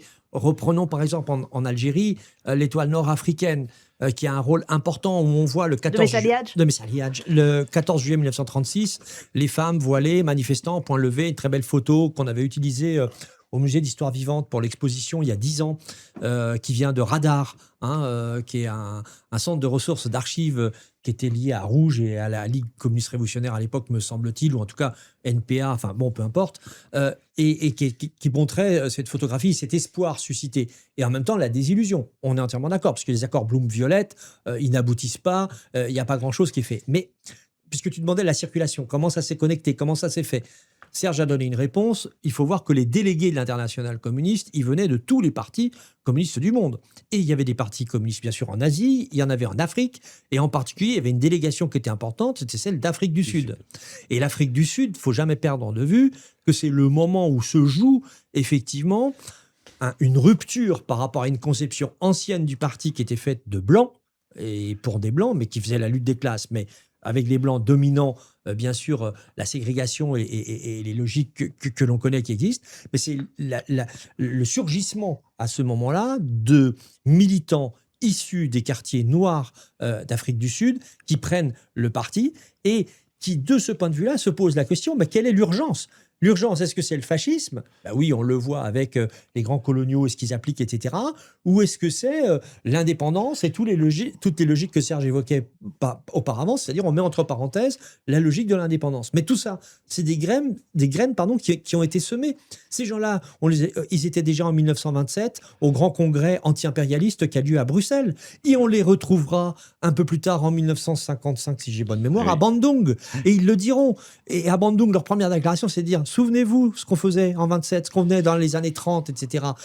Oui, ce qui nous amène à comprendre aussi la complexité des temporalités, c'est-à-dire de nos chronologies qui ne sont pas toujours emboîtées les unes aux autres et de penser, en fin de compte, des temps décalés. Et ça, pour nous, c'est important comme historien, c'est de se dire, oui, ça participe de cela. Et dans les circulations, et j'arrête là, parce que mais c'était par rapport à ta question, histoire connectée, histoire de circulation, on a dit là, les délégués de l'Internationale communiste, mais il n'y a pas que. Le geste du poing levé, antifasciste, ce sont les antinazis sociodémocrates qui le font passer. Gilles Vergniaud l'avait très bien montré il y a quelques années. C'est-à-dire comment on va se réapproprier à une époque où on n'a pas Internet, où on n'a pas notre téléphone portable, où on n'a pas tout ce que vous voulez comme réseaux sociaux, eh bien ça circule. C'est-à-dire que quelque part, il y a des passeurs. Qui sont ces passeurs ? Ce sont les militants internationaux, sont les militants internationalistes. Ce sont ceux qui permettent effectivement de comprendre ce qui se passe. Ce sont aussi des journalistes.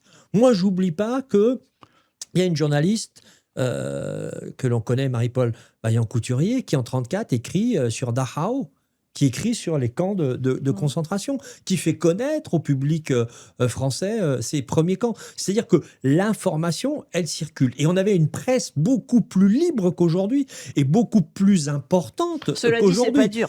Mais non, mais c'est pas dur, il n'y a aucun souci, je suis d'accord avec toi. Mais ça participe aussi de cette prise de connaissance. Pareil pour l'occupation d'usines. La plupart des gens, ils n'avaient pas fait encore l'occupation d'usine. Il y avait eu des événements sporadiques, mais c'est en lisant la presse, en regardant ce qui se fait, que ça devient un registre d'action que tout le monde s'approprie. C'est-à-dire que effectivement, les choses arrivent à circuler. Et puis, il y a les réfugiés, les exilés. N'oublions jamais le rôle des réfugiés antifascistes italiens, des réfugiés Pioli. anti-nazis. Ça participe de tout ça. Les frères Mann, par exemple, qui fuient, sont traduits en français par Madame Bianchi, qui était maître assistant à Dijon, en allemand, du comité de vigilance des intellectuels antifascistes. Donc, il y a le rôle dans la cité des uns et des autres. Et puis, j'en arrête là, la main-d'œuvre immigrée, la MOI, qui devient MOI en 1932, parce qu'avant, elle s'appelait la main-d'œuvre étrangère. Et le Parti communiste et la CGTU, à ce moment-là, disent on ne peut pas reprendre le terme d'étranger parce que c'est celui de la xénophobie, de l'extrême droite, etc. Donc, on va dire immigré. Et on l'appelle MOI, ce qui donnera plus tard, on le sait très bien, les FTP MOI. Mais sauf que la MOI, eh bien, c'est les Italiens, c'est les Espagnols, c'est les Arméniens, c'est les Juifs d'Europe centrale, orientale, etc., etc. Eux, le Front populaire, mais ils sont heureux dedans et ils vont même ils sont en phase, et en particulier c'est eux qui disent qu'il faut faire les brigades internationales, même si dans un premier temps Marty leur dit qu'il ne faut pas. Ils vont voir Thorez et ça le permet, parce que pour eux c'est poursuivre le combat, c'est aller jusqu'au bout. Voilà des éléments de circulation. Il y en a plein d'autres. On ne peut pas tout donner je vous invite à lire. Mais c'est vrai qu'à à la fin, dans les derniers chapitres, il y a un chapitre sur les symboles. Ouais. Alors, certains sont restés assez franco-français, comme l'églantine. Mais moi, j'adore parce que chaque 1er mai, j'essaie d'expliquer à tout le monde qu'il ne faut pas prendre du muguet, mais il faut prendre l'églantine. Mais il y a aussi le point. Et de fait, alors peut-être je l'ai su, je l'avais oublié, mais j'avais oublié que ça venait des antifascistes allemands. Et qu'au début, c'était comme ça, puis comme ça, et puis comme ça. Et voilà, puis il y a les 3 flèches aussi. Les trois flèches qu'on circulait. Mais oui, et qu'on retrouve encore aujourd'hui, les 3 flèches. Et qu'on retrouve encore aujourd'hui, ça veut dire qu'il y a ceux qui sont les passeurs, en quelque sorte, de ces symboles. Et puis après, on ne sait plus ce que ça veut dire. Mais ça veut bien dire qu'ils ont aussi une fonction, on va dire, de clin d'œil à l'histoire, quoi. Et donc là, moi, je pourrais vous écouter pendant des heures, mais il faut quand même avancer un petit peu. Donc Chine, Chili. Alors il y a aussi un chapitre. Je les ai tous aimés, mais voilà, il y en a que je cite, qui est le chapitre de Romain Robinet sur le Mexique, le Mexique de Cárdenas. Et il est intéressant puisque il mène des politiques très à gauche, des réformes sociales. Romain Robinet dit que le Mexique devient le ténor antifasciste du Concert des Nations. Mais pourtant, ce n'est pas exactement un front populaire. Alors, ce n'est pas un front populaire au sens où on l'entend de manière électorale en France, etc. Mais c'en est un, parce que le gouvernement radical, ils ont été radicaux, est soutenu... Pas radicaux au sens où on l'entend en France. Non, pas... c'est compliqué pour... De centre-gauche, si on veut, de centre-gauche, je vais le dire comme ça. Est soutenu par le mouvement ouvrier, et surtout qu'il arrive à créer un parti, je crois, qui a 5 millions d'adhérents. C'est énorme à l'échelle du Mexique. Donc ça veut dire que quelque part, il y a aussi ce soutien populaire. Et qu'ils prennent non seulement, et ça s'inscrit dans l'histoire propre du Mexique, une révolution ancienne, depuis la fin du 19e, donc dans le temps long de l'émancipation mexicaine. Et ce moment Front populaire surgit, en fin de compte, comme le disait Serge tout à l'heure, dans un moment de crise exaspérée du capitalisme mondial, qui touche de plein fouet le Mexique. On évoquait tout à l'heure le Brésil, le café qui est brûlé, etc. Enfin, bon, revenons, excusez-moi. Qui est brûlé dans les locomotives. Dans les locomotives, voilà. Mais c'est dingue, ce truc. Bien sûr. Et revenons donc au Mexique. C'est une expérience, effectivement, d'un gouvernement, alors on va dire, c'est des institutions bourgeoises, on peut dire tout ce qu'on veut, mais qui met en place des réformes. Et ces réformes, elles s'inscrivent dans l'esprit, dans le moment Front populaire. Alors, bien sûr, c'est peut-être aussi ça qu'on a peut-être fait. On tord pas le bras, hein, c'est pas notre volonté, mais comme on sait, aujourd'hui, on aime bien dire c'est l'ère du temps, enfin, etc., etc. Hein, et bien dans cette logique-là, on peut voir quand même certains s'approprient, reprennent des choses qui ont été faites ailleurs. Alors, regardons ce qui. Alors, je quitte le Mexique et je vais au Chili. 38-41. Qu'est-ce qui est mis en avant? Ce qui est mis en avant, c'est une politique de développement de l'éducation. L'éducation, c'est fondamental, l'alphabétisation, l'éducation. Alors, c'est pas moi qui vais dire le contraire. Voilà. La deuxième chose, c'était pour ça que je te le dis, la deuxième chose, c'est aussi une volonté de modernisation de l'agriculture avec des logiques de réforme agraire. Mais tout ça, c'était des questions sociales urgentes et auxquelles il fallait répondre. Et parce qu'il y avait cette unité, parce qu'il y avait ce mouvement derrière, ça a été mis en avant. Alors, je ne dis pas que ça a toujours fonctionné. Mon propos, c'est pas de dire ça. Mais au moins, il y a cette circulation et ces enjeux. Voilà. Ce qu'il y a de commun derrière toute cette diversité qu'on a pointée et qu'il faut conserver, c'est cette idée que le Front populaire, c'est à la fois la défense de la démocratie, des libertés démocratiques contre le fascisme, mais c'est aussi l'idée de la démocratie sociale. C'est-à-dire une autre république, la république sociale. C'est pas par hasard que la référence à la Commune de Paris est si puissante au moment du Front populaire. Et c'est cette idée qu'il n'y a pas de démocratie véritable sans loi sociale. Et dans les pays qu'on évoque de l'Amérique latine, cette idée de la démocratie sociale est complètement neuve. Elle est très très forte, y compris dans la politique du deuxième mandat de Roosevelt. Cette idée de la démocratie sociale est fondamentale. Et les grèves qui sont les grèves avec occupation d'usines, qu'on appelle aux États-Unis les grèves avec sit-in, eh bien, s'inspire, on est en 37, s'inspire de ce qui s'est passé en France, et la démarche de Roosevelt dans les zones paysannes contre et aussi une démarche qui est aussi contre les désastres écologiques qui sont si importants aux États-Unis dès cette époque.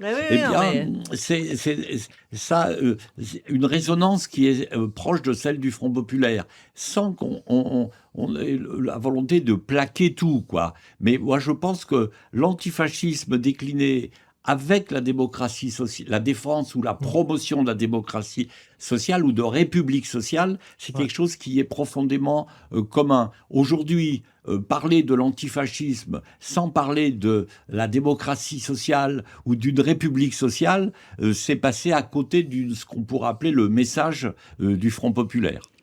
Ça, je suis bien d'accord. Et d'ailleurs, il y avait des fascistes au Mexique, j'ai appris, qui s'appelaient les chemises dorées. Ouais. C'est...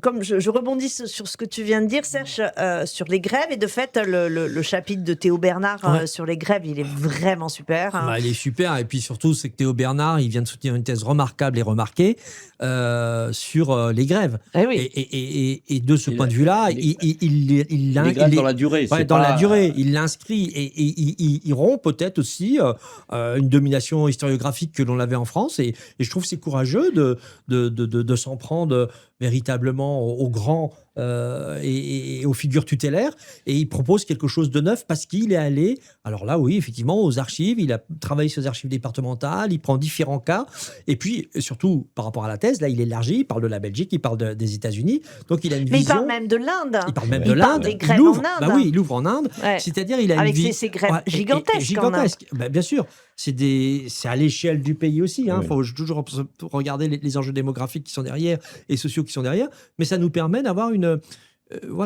un autre regard et pas être enchâssé dans une histoire nationale. Parce qu'en gros, ce que l'on a voulu aussi par rapport à... Tu nous disais pourquoi, et ce côté neuf, etc.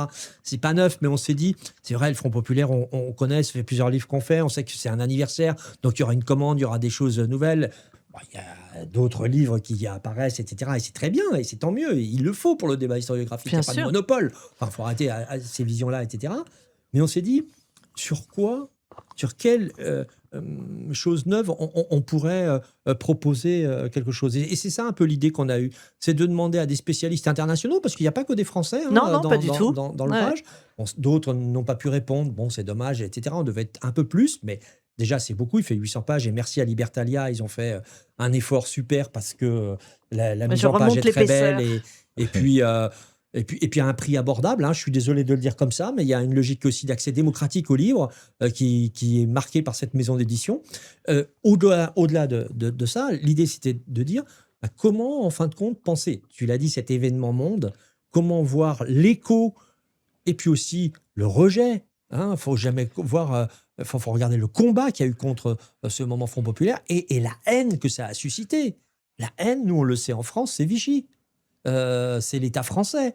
C'est la revanche. C'est les deux maisons, là. C'est les deux maisons. Ouais. Mais face aux métèques, face aux étrangers, face aux juifs, face aux francs-maçons, face aux communistes, c'est tout ça. Et donc, de remettre la France au travail, même si c'est déjà dit en 1938, c'est largement repris en 40, 41, 42, au moment de la Révolution nationale. Et c'est comment on va inventer aussi des mythes sur, ils étaient pacifistes, parce que ça aussi, c'est ce qui taraude, c'est la guerre et la paix. Ils étaient pacifistes et ils n'ont pas réarmé, ce qui est totalement faux. Mais nous, on n'est pas rentré dans cette, on va dire, une historiographie enchâssée dans le national, mais essayer de regarder ce qui circulait, ce qui permettait d'avoir... Mais c'est ça qui fait que c'est absolument foisonnant et passionnant, hein. J'ai découvert un truc dans le bouquin, le chapitre de Théo Bernard, c'est quand les vendeuses de Woolworth à New York accueillent les flics en nuisette en se disant qu'ils vont tellement être choqués de les voir comme ça qu'ils vont se barrer. Ils vont pas taper, quoi. Voilà, ils vont pas taper. Mais il y a plein de trucs. Alors d'ailleurs, en restant dans les grèves, il y a un autre aspect qui est d'ailleurs aussi dans le documentaire de France TV et qu'on retrouve là, que j'ai adoré, c'est l'approche. Alors on dit au ras du sol, je veux dire au ras des ateliers occupés et les questions logistiques. Et il y a une super contribution de Morgane Poggioli. Morgan. Hein Morgan, pardon. Oui, non, pas de souci. Morgan Poggioli sur manger dans l'usine occupée, où j'ai appris que Gabriel Péry, dont on parlait tout à l'heure, député maire communiste d'Argenteuil, avait fait apporter des huîtres aux grévistes de Kléber-Colombe. Bon, c'était un peu exceptionnel. Mais alors, cette dimension, c'est vrai, mais comment on bouffait dans les usines occupées? C'est génial, ça. Oui.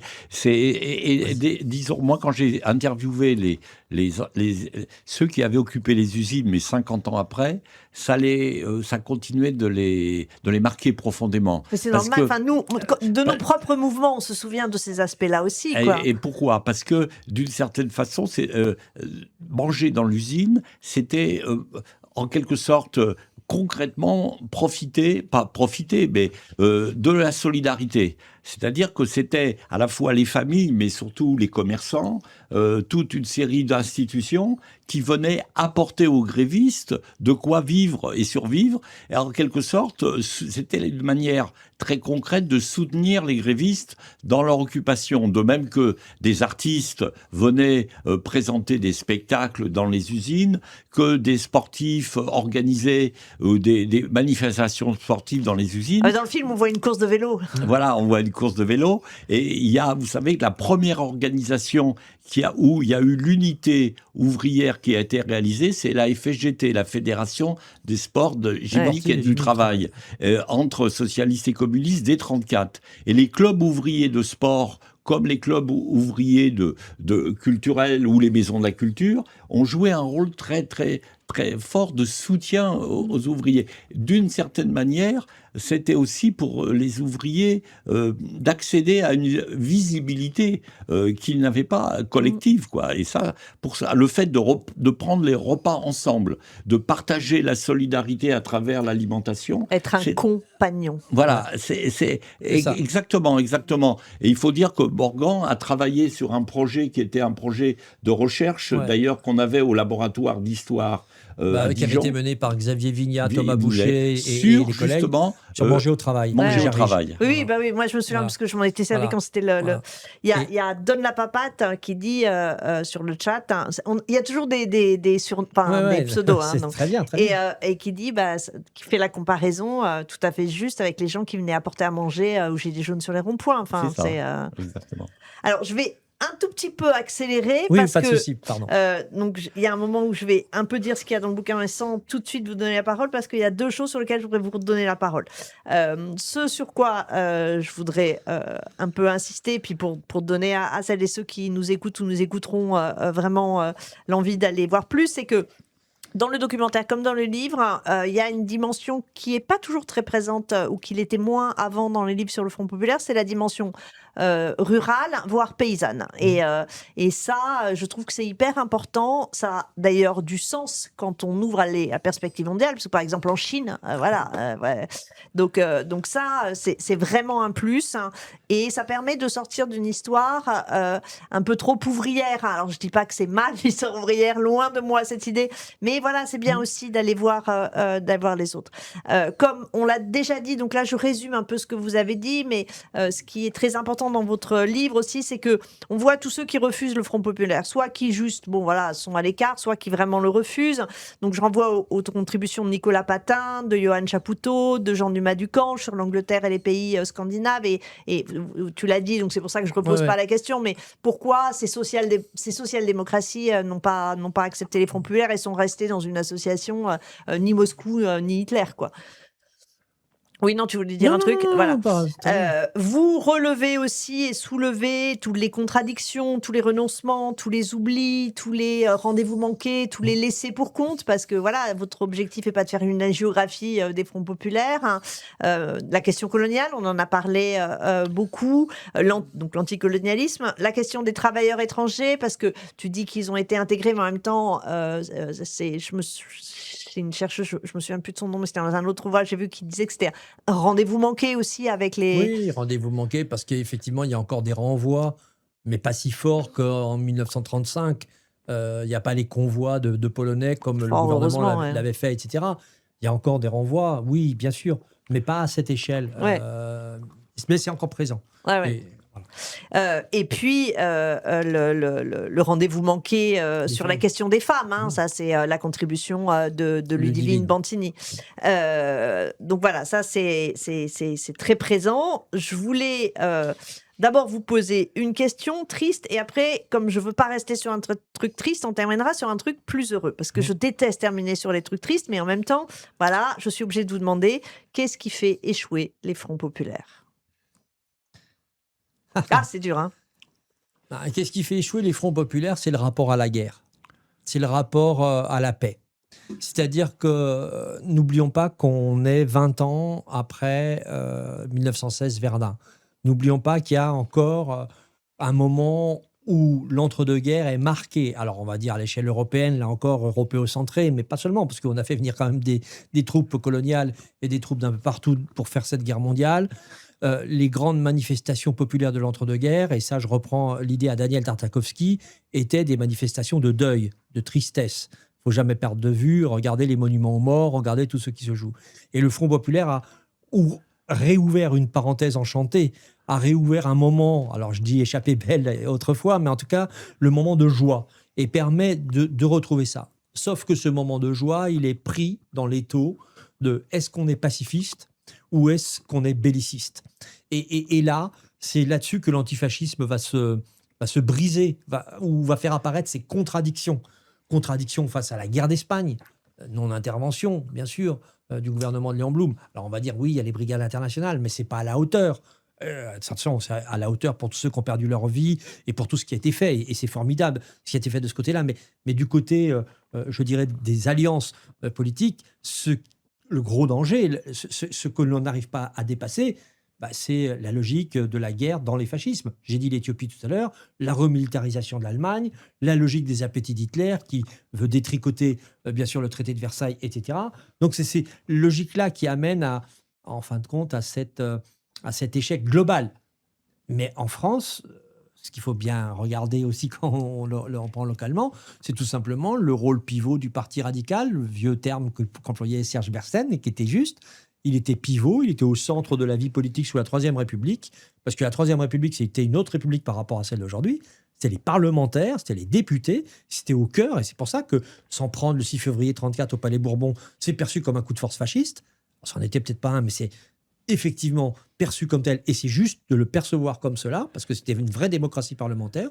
Eh bien, le Parti radical qui a eu peur des grèves, moi quand j'ai vu... etc., bascule, quoi. Voilà. À la fin du documentaire, j'ai envoyé un message à un copain qui l'avait vu, j'avais dit « Les radicaux, traîtres parmi les traîtres ».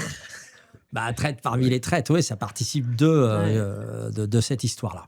Alors, ce qui, dans ce qu'on pourrait appeler ce moment triste la dislocation qui est factuellement, en quelque sorte, devenu le Front populaire qui a fini d'exister, c'est novembre 38. C'est la répression de la grande grève de protestation, mais c'est d'une CGT qui est elle-même un peu divisée par la question de la guerre, notamment des accords de Munich, et d'autre part, la scène qui se joue à la Chambre des députés avec une partie des forces politiques qui étaient dans l'alliance de Front populaire, qui, en quelque sorte, font défection au profit d'une politique incarnée par Daladier, dirigeant de Radical, qui incarne une politique non pas encore complètement de revanche, mais de prise de distance avec le Front populaire.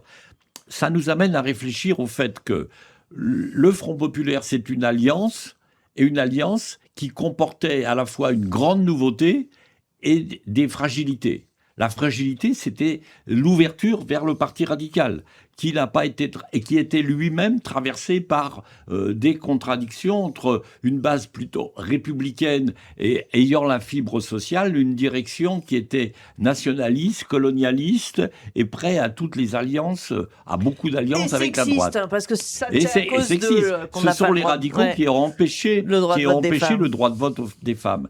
Mais il y a une deuxième raison de la dislocation, je pense, c'est une certaine timidité à mettre en œuvre tout le programme du Front populaire. Dans le domaine social, souvent, avec les grèves, le mouvement a poussé au-delà même de ce qu'était le programme du Front populaire. Dans le domaine économique, la réaction patronale et financière, la fuite des capitaux en Suisse, les dévaluations successives, la faiblesse des nationalisations, même des usines d'armement, qui est quand même pas rien, hein, si on réfléchit même à aujourd'hui.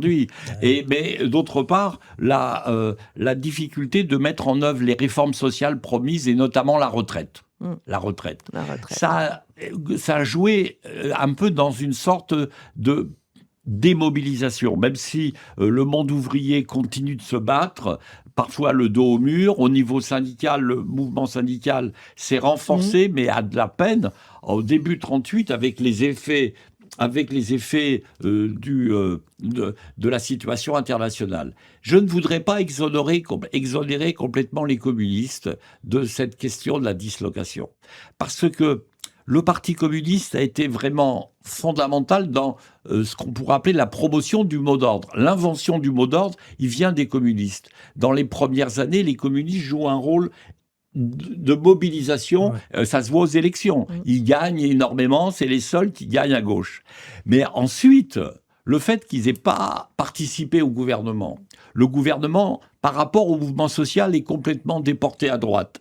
Et deuxièmement, l'internationale communiste qui a accepté, qui a même généralisé le mot d'ordre, ensuite, elle reste en permanence réticente devant toutes les formes d'alliances patriotiques nationales dans lesquelles les communistes participeraient. Je donnerai un seul exemple. En 1938, Maurice Thorez, on le sait par les archives et les télégrammes de l'internationale, envoie un télégramme pour demander la possibilité de participer à un grand gouvernement avec Léon Blum contre la politique allemande, le nazisme, une politique de réaction patriotique. Il dit même des communistes à Paul Reynaud. Il va très loin. Et arrive la décision de l'internationale, il n'en est pas question. Il n'en est pas question. Donc, d'ailleurs, ça a des effets sur la période ultérieure dans la résistance. Dans la résistance, justement, ces contradictions et ces limites vont sauter. Mais en 38, il y a des phénomènes de mobilisation insuffisante aussi du mouvement ouvrier qui est divisé, avec un courant social-démocrate anticommuniste et pas pro-pacifiste intégral, qui traverse la CGT et qui aussi affaiblit la réaction syndicale. Et Serge a entièrement raison. Juste un mot par rapport à ça, c'est-à-dire que ça permet de voir aussi des enjeux contradictoires entre la diplomatie soviétique, les enjeux de la stratégie du Comintern et la tactique du moment, parce que en plus, à cette époque, c'est le début des grands procès le Front populaire, des grands procès staliniens. Et donc, on est au cœur de contradictions. Voilà. Et c'est ça le paradoxe, des contradictions que même Dimitrov avait soulevé, parce qu'on le prend à deux fois, on le prend dans l'introduction, on le prend dans la conclusion. On avait envie de le citer deux fois, parce qu'il dit qu'il n'y a pas de réponse universelle. Ouais. Et ça, je trouve ça très intéressant dans cette vision des choses, c'est-à-dire que c'est chaque pays ou chaque peuple, ou chaque classe ouvrière, peu importe comment on regarde les choses, qui va s'emparer du Front populaire, d'une riposte antifasciste et de démocratie sociale, mais en fonction de comment, dans quel degré de développement. Tu évoquais les paysans, oui, c'est fondamental. On ne peut pas lire le Front populaire sans les paysans. Non, ouais. Sauf que pendant longtemps, on a eu une lecture simplement ouvrière, je dirais pas ouvriériste, mais tout simplement parce que le prolétariat rural, il a disparu. Parce que pareil, il a été invisibilisé. Qui connaît les tâcherons dans la vigne? Qui connaît les lavandières? Qui connaît les moissonneurs? Ceux qui rabassaient les betteraves en région parisienne, etc. Et dans le Nord. On n'a plus rien. Et on a quelques clichés, on a quelques photos, on a quelques éléments. Mais voilà, c'est le problème de qui a constitué la mémoire. La CGT, elle a su garder cette mémoire. N'oublions pas qu'en 1956, pour les 20 ans du Front populaire, on est en pleine guerre froide, je ne reviens pas sur les enjeux, etc. Le PCF en appelle à un nouveau Front populaire. Bien dans la presse régionale, qui est très forte encore du PC, il a plus de 20% dans le pays. On a plein de photos des grèves qui ressortent. Celles que souvent on retravaille dessus, parce que c'est celles qui avaient été reproduites à ce moment-là et qu'on avait perdu les clichés des années 30. Mais c'est pour ça que penser le phénomène triste, entre guillemets, mais vraiment triste, moi je dirais parfois tragique, de la dislocation, c'est intéressant parce que ça pousse à réfléchir au fait que quand il y a une alliance et qu'il y a des compromis qui sont passés par définition dans cette alliance, il faut que ces compromis, cette alliance soient suffisamment solides pour pouvoir tenir plus que l'espace d'une victoire électorale ou d'un court moment. Et ça, ça peut faire réfléchir au-delà de 1936. Bon, donc on va pas terminer sur une note tragique parce que je trouve qu'on s'en prend tellement plein la gueule en ce moment que... Alors, une note positive. Et de fait, je vous assure, moi, quand j'ai vu le documentaire, mais j'avais juste envie... Alors, bon, il m'en faut pas beaucoup, mais juste me rebattre en me disant, mais il faut redonner ça, Et ça, émancipation, tout ça. Donc... Je vais juste rapidement, parce que là, vraiment, l'heure avance, évoquer la question de la culture, parce que j'ai adoré dans le docu, dans le bouquin. Alors, dans le docu, les images des congés payés, ça marche. Enfin, il y a quand même un truc, une sensation de bonheur pur qui est tellement belle, quoi. Les photos des auberges de jeunesse, avec les merveilleuses photos donc de Pierre Jamet. Et j'en profite pour signaler à celles et ceux qui nous écoutent qu'en ce moment, aux Amis Rouges, qui est une galerie dans le 5e, il y a une super exposition qui s'appelle Il y a de la joie, avec les photos de Jamet. Et franchement, allez-y, c'est dément. Vous l'avez vu? Oui, je l'ai vue parce qu'elle était exposée à l'UMA, au siège du PC, pour le 90e anniversaire. Mais là, elle est aux Amis Rouges. Vraiment, ça vaut le coup. Donc, voilà. Et j'ai découvert, je connaissais pas, bon, après, à nouveau, je ne suis pas spécialiste de la question, mais toute la question des musées, la façon dont les musées ont été revivifiés par le Front populaire, la naissance d'une politique culturelle. Bon, Ori, là, je connaissais quand même.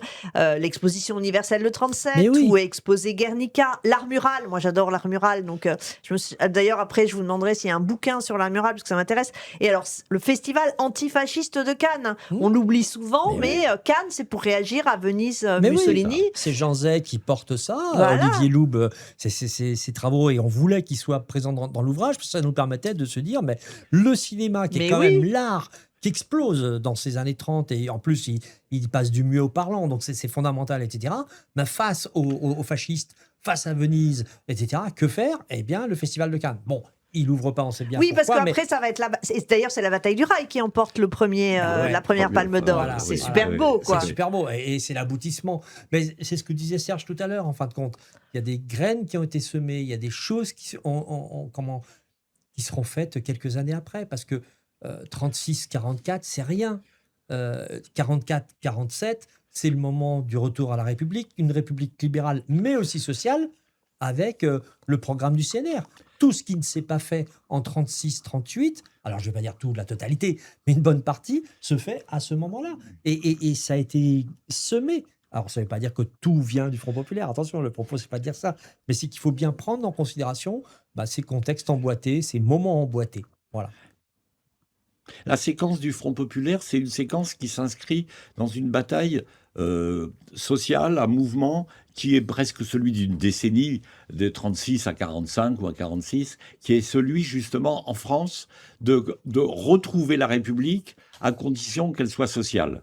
Et alors la question évidemment peut être prise d'un autre côté. Le mouvement ouvrier communiste et socialiste a fait du Front populaire et des idées du Front populaire une stratégie durable. Pour une partie du mouvement révolutionnaire par ailleurs, ou du mouvement communiste stalinien à l'échelle internationale, pour l'URSS, c'est ce que je dis dans le livre en prenant en quelque sorte quand même pas mal d'indications. Le Front populaire, ça avait été une tactique plus qu'une stratégie. Mais en France, l'enracinement de l'expérience du Front populaire, le partage de cette communauté de vues, d'actions et de souvenirs a fait que le Front populaire, et ça explique aussi pourquoi aujourd'hui ça dit encore quelque chose, ça s'est en quelque sorte inscrit dans une histoire sociale profonde. Ouais. Dans une mémoire collective profonde. Alors, puisque tu as été super sympa à présenter le documentaire, je voulais simplement dire que les deux réalisateurs, Fabien Béziat et Hugues Nancy, qu'on a eu au téléphone, les pauvres, ils se sont pris une douche froide de la part de France Télévisions parce qu'il n'y a eu que 1 250 000 téléspectateurs. Bah, c'est déjà pas mal. C'est énorme. Mais sauf que pour la chaîne, ils attendaient beaucoup plus, enfin, tu vois, etc. Alors, si tous, vous pouvez faire un acte militant camarade, vous allez sur France Télévisions et vous regardez. On fait monter les audiences par la logique, puisque c'est sur la plateforme maintenant. On peut le regarder, le faire partager, le montrer à tous. Ah, moi, j'ai dit à tout le monde que c'était dément ce truc. Parce qu'ils ont fait quand même un truc remarquable. Et ce qui m'énerve aujourd'hui, c'est que dans des logiques qui sont purement comptables et bon, voilà, financières, pour pas dire autre chose, bah oui, ils font pas autant que la finale du football. Bah oui, d'accord. Bon, voilà. Mais j'ai regardé les deux. Hein. On peut regarder les deux, il n'y a pas de souci. Il n'y a pas de problème. Mon propos il n'y avait pas de mépris. Mais voilà, on peut faire un petit effort et aller, sans oublier, bien sûr, d'aller lire les ouvrages. Et moi, je voulais absolument terminer là par la culture. La culture. Par la culture, parce que bon, je vous apprends pas qu'en ce moment, elle est vraiment attaquée. Et en fait, je voulais un peu profiter de l'occasion pour apprendre à celles et ceux qui nous écoutent, à vous aussi peut-être, qu'il y a en ce moment des municipalités qui annulent purement et simplement les programmations théâtrales de la saison prochaine. Cette semaine, il y a eu la ville de Saint-Loub qui a annulé, mais la bonne nouvelle du jour, yes, c'est que la mobilisation, pétition, etc. a porté et ce matin, une lettre a été envoyée par le maire et il renonce à cette annulation. Donc, la lutte paie des fois. Résultat, il faut se battre pour Vanves, il faut se battre pour Calais, il faut se battre. Il y en a, enfin, j'ai oublié, il y en a une autre. Des fois, j'ai des problèmes avec les noms propres, mais voilà, c'est très important de défendre le spectacle public vivant. Normalement, alors donc j'avais demandé à Eurial si elle pouvait mettre en lien le lien de la pétition pour je ne sais pas si on dit Loub ou Loubès, hein, Saint-Loubès. Olivier. Non, Saint-Loubès, oui. Pardon, mais pas Olivier, non, la ville Saint-Loubès ou Saint-Loub. Mais voilà, le maire a reculé. Alors, est-ce que, avant que on termine, vous avez l'impression qu'il y a des choses dont vous aviez envie de parler et je vous ai pas posé des questions, un truc que vous aimeriez vraiment dire ou résumer pour que le truc important pour vous reste, enfin, voilà. Est-ce que vous avez une petite frustration ? Non, on n'a pas de frustration avec toi parce que c'est très bien, c'est calme, c'est préparé, tu as lu l'ouvrage. Peut-être qu'on pourrait dire il y a telle ou telle chose, on n'a pas choisi le focus, on n'a pas choisi tel. J'ai pas pu tout choisir. Il y a plus d'une quarantaine de personnes, enfin il y a presque une quarantaine de personnes. Il y a des choses sur le sport qui sont intéressantes, il y a les enjeux sur les internationales, il y a les enjeux. Bref, il y a la SDN aussi, le poids des relations internationales dans le cadre de la SDN. Souvent on a une vision téléologique, en fin de compte, ça marche pas. Il y a des choses qui fonctionnent, il y a des choses qui ont réussi, et ce travail qui a été fait par Jean-Michel Gueux est super intéressant et nous permet aussi de comprendre la géopolitique internationale et l'ordre international à l'époque. Voilà, c'est vrai, ça foisonne, il y a beaucoup de choses. L'idée, c'était de proposer des lectures croisées, des lectures différenciées, et pas simplement en chasser dans le roman national, si je peut le dire comme ça. Oui, puis si on a envie d'aller plus loin sur un chapitre, à la fin, il y a une bibliographie, donc toujours. On peut aller... Voilà. Moi, je suis particulièrement satisfait de la possibilité d'échanger comme on l'a fait aujourd'hui. Et donc, je n'ai rien à ajouter aux propos de Jean, avec lequel je suis évidemment très raccord. Ah ouais. Voilà. Vous êtes choupi. Bah voilà. ouais, bah Ouais. écoute, c'est Mais moi, bien. je vous aime beaucoup. Et alors, moi, je voulais rajouter un truc. Que cet été, alors là, en fait, j'ai besoin de toi, Nayan, sur le jeu, sortira un jeu qui est... alors, c'est un jeu qui est fait par une société qui fait des jeux, ont déjà fait des jeux que les gens du poste connaîtront peut-être. Hein. C'est le jeu On lâche rien, qui était un jeu sur les manifestations. On était à l'intérieur d'une manifestation, voilà. Un deuxième jeu qui était Rien à cacher, qui était un jeu sur les lois sécuritaires, et un jeu qui s'appelait Carte Aventura sur les parcours des exilés. Et là, c'est un nouveau jeu qui s'appelle Les Conquêtes sociales, dont on va voir la couverture du jeu normalement.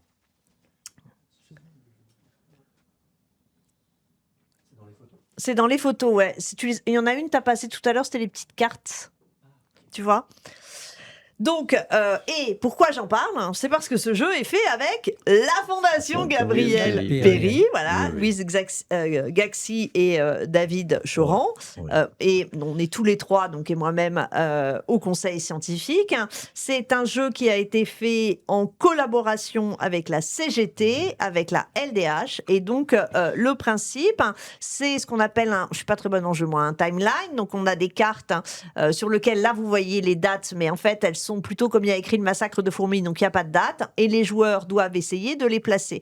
Et ça permet en fait de réviser d'une certaine façon l'histoire des conquêtes sociales. Et l'idée est aussi de montrer que en fait, ce qu'on appelle parfois les acquis sociaux sont des conquis sociaux, et que derrière chaque loi, il y a une lutte. Et donc, on ne peut poser une carte loi que si on a posé la carte lutte. Enfin voilà, il y a tout. Ouais. Je ne vais pas rentrer dans les détails, mais voilà, ça fait plus d'1 an qu'on travaille, Louise, David, moi et Luc et Adrien de Coco Chéri, donc la société de jeu là-dessus. Et il est prêt, il va sortir normalement en août-septembre. On y Pour jouera. la fête de l'UMA. On y jouera pour la fête de l'UMA.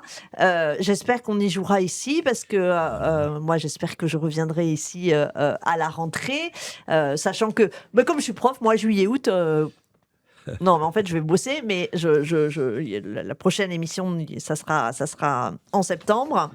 Et je voulais, et c'est toujours quand même un tout petit peu lié avec le thème d'aujourd'hui, autre conseil pour les vacances, ce merveilleux cahier de congés payés de l'ami Tiens BD. Et vraiment, je vous le conseille, il est absolument dément. Donc, c'est 1312 jeux pour préparer la rentrée sociale. Et alors, comment je vais faire pour... comme ça. Voilà. Comme ça, non, vous ne me voyez pas du tout. Bon, on m'entend quand même, tu penses ? Ouais. Donc, vous voyez, il y a plein de jeux super. Donc, voilà, il y a des trucs... Alors, parmi mes préférés, moi, j'adore les pancartes à trous. Parce que vous savez, j'ai un petit problème avec les pancartes. J'ai une passion absolue des pancartes. Donc voilà, il faut trouver par exemple Justice pour, et il faut faire Naël, Quentin, le facho, Sarkozy, Gérard Larcher. Voilà, évidemment, c'est facile. Hein. Enfin, je veux dire, si on est de gauche, on gagne. Et là, il faut. Donc, il y a vraiment plein de trucs. Des fausses. Enfin. Faut regarder dans le détail. Mais voilà, amis, camarades. Comment passer une bonne soirée à l'apéro avec les copains pendant les vacances. Hein. Voilà, le cahier des congés payés. Tiens BD, bande détournée. Voilà, pour les gauchistes de 16 à 116 ans. C'est Wow. édité chez qui alors ? Eh ben, c'est édité, je pense que c'est bande détournée, ça doit être voilà. Ouais. D'accord. Ouais, super, on l'achètera. Ah ouais, non, mais les pancartes à trous, moi, mais bon, mais il y a plein d'autres trucs. Hein. Il y a par exemple, il y a un truc, quand je l'avais posté, il y avait plein de gens qui avaient trouvé ça super drôle. C'est les essais de la fabrique, hein, les vrais ou les faux. Ah oui. Eh ben, c'est pas si facile que ça. Bien. Bien. Voilà. Vous vouliez dire un truc en plus ? Bah, ce soir, oui, ce pour soir, ceux Ali, qui veulent, exactement. Maison des Métallos, chez Libertalia, c'est la sortie officielle du livre. Voilà. Donc voilà. Alors, est-ce qu'on va me voir ? Oui. Je remets le livre. Les Fronts populaires, une perspective mondiale, 1934-1938. Cette émission se termine, mais si vous n'en avez pas eu assez, si vous avez des questions à poser ce soir à la Maison des Métallos, dont il est question d'ailleurs dans le documentaire, hein, et qui, donc, où maintenant Libertalia il y avait une librairie d'ailleurs en 36 et maintenant il y a Libertalia. Et voilà, il nous reste un peu moins d'un an pour faire en sorte que la même victoire de 36 arrive en 27. Ça se notre décrète 27. pas, mais il faut retrousser les manches. Bah ça, de toute façon, c'est ce qu'on fait, non? Ouais. Voilà. Merci à Bien. toi. Merci Eh ben, beaucoup. merci à vous deux, merci Nayan, merci Rial, merci le chat, et surtout n'oubliez pas de vous abonner, de nous aider, de faire des dons. On a besoin de vous, et c'est grâce à vous que on peut faire ces émissions. Je vous souhaite des merveilleuses vacances, hein, et je vous retrouve à la rentrée. Au revoir. Au revoir. Au revoir. Qu'avons-nous fait au poste?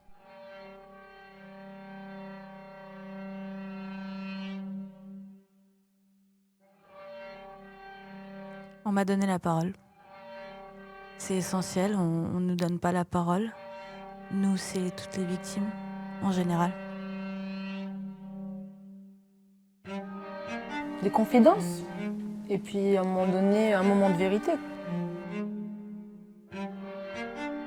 J'espère que ce matin, nous avons fait en sorte de ne plus être seuls sur cette question. On a pris un temps long, et le temps long, à mon sens, c'est une arme contre le pouvoir. J'allais dire, on a respiré, tout simplement. C'est un temps extrêmement précieux. Dans ces flux d'informations, c'est important de pouvoir prendre le temps. On a éclairé quelque chose qu'on ne veut pas voir. Et c'est pas mal déjà d'en discuter. Faire tomber un petit peu les masques aussi et les préjugés. On a parlé de sujets dont j'avais pas forcément eu l'occasion de parler. Nous avons librement parlé, et ça fait du bien. Nous avons pris le temps de parler, et ça, c'est non seulement un luxe, mais ça n'existe plus.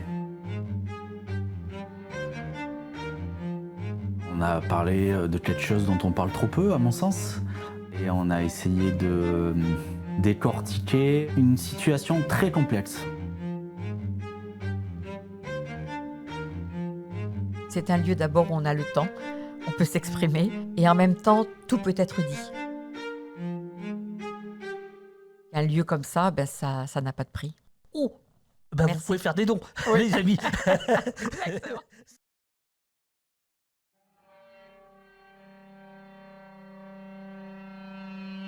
Qu'avons-nous fait au poste?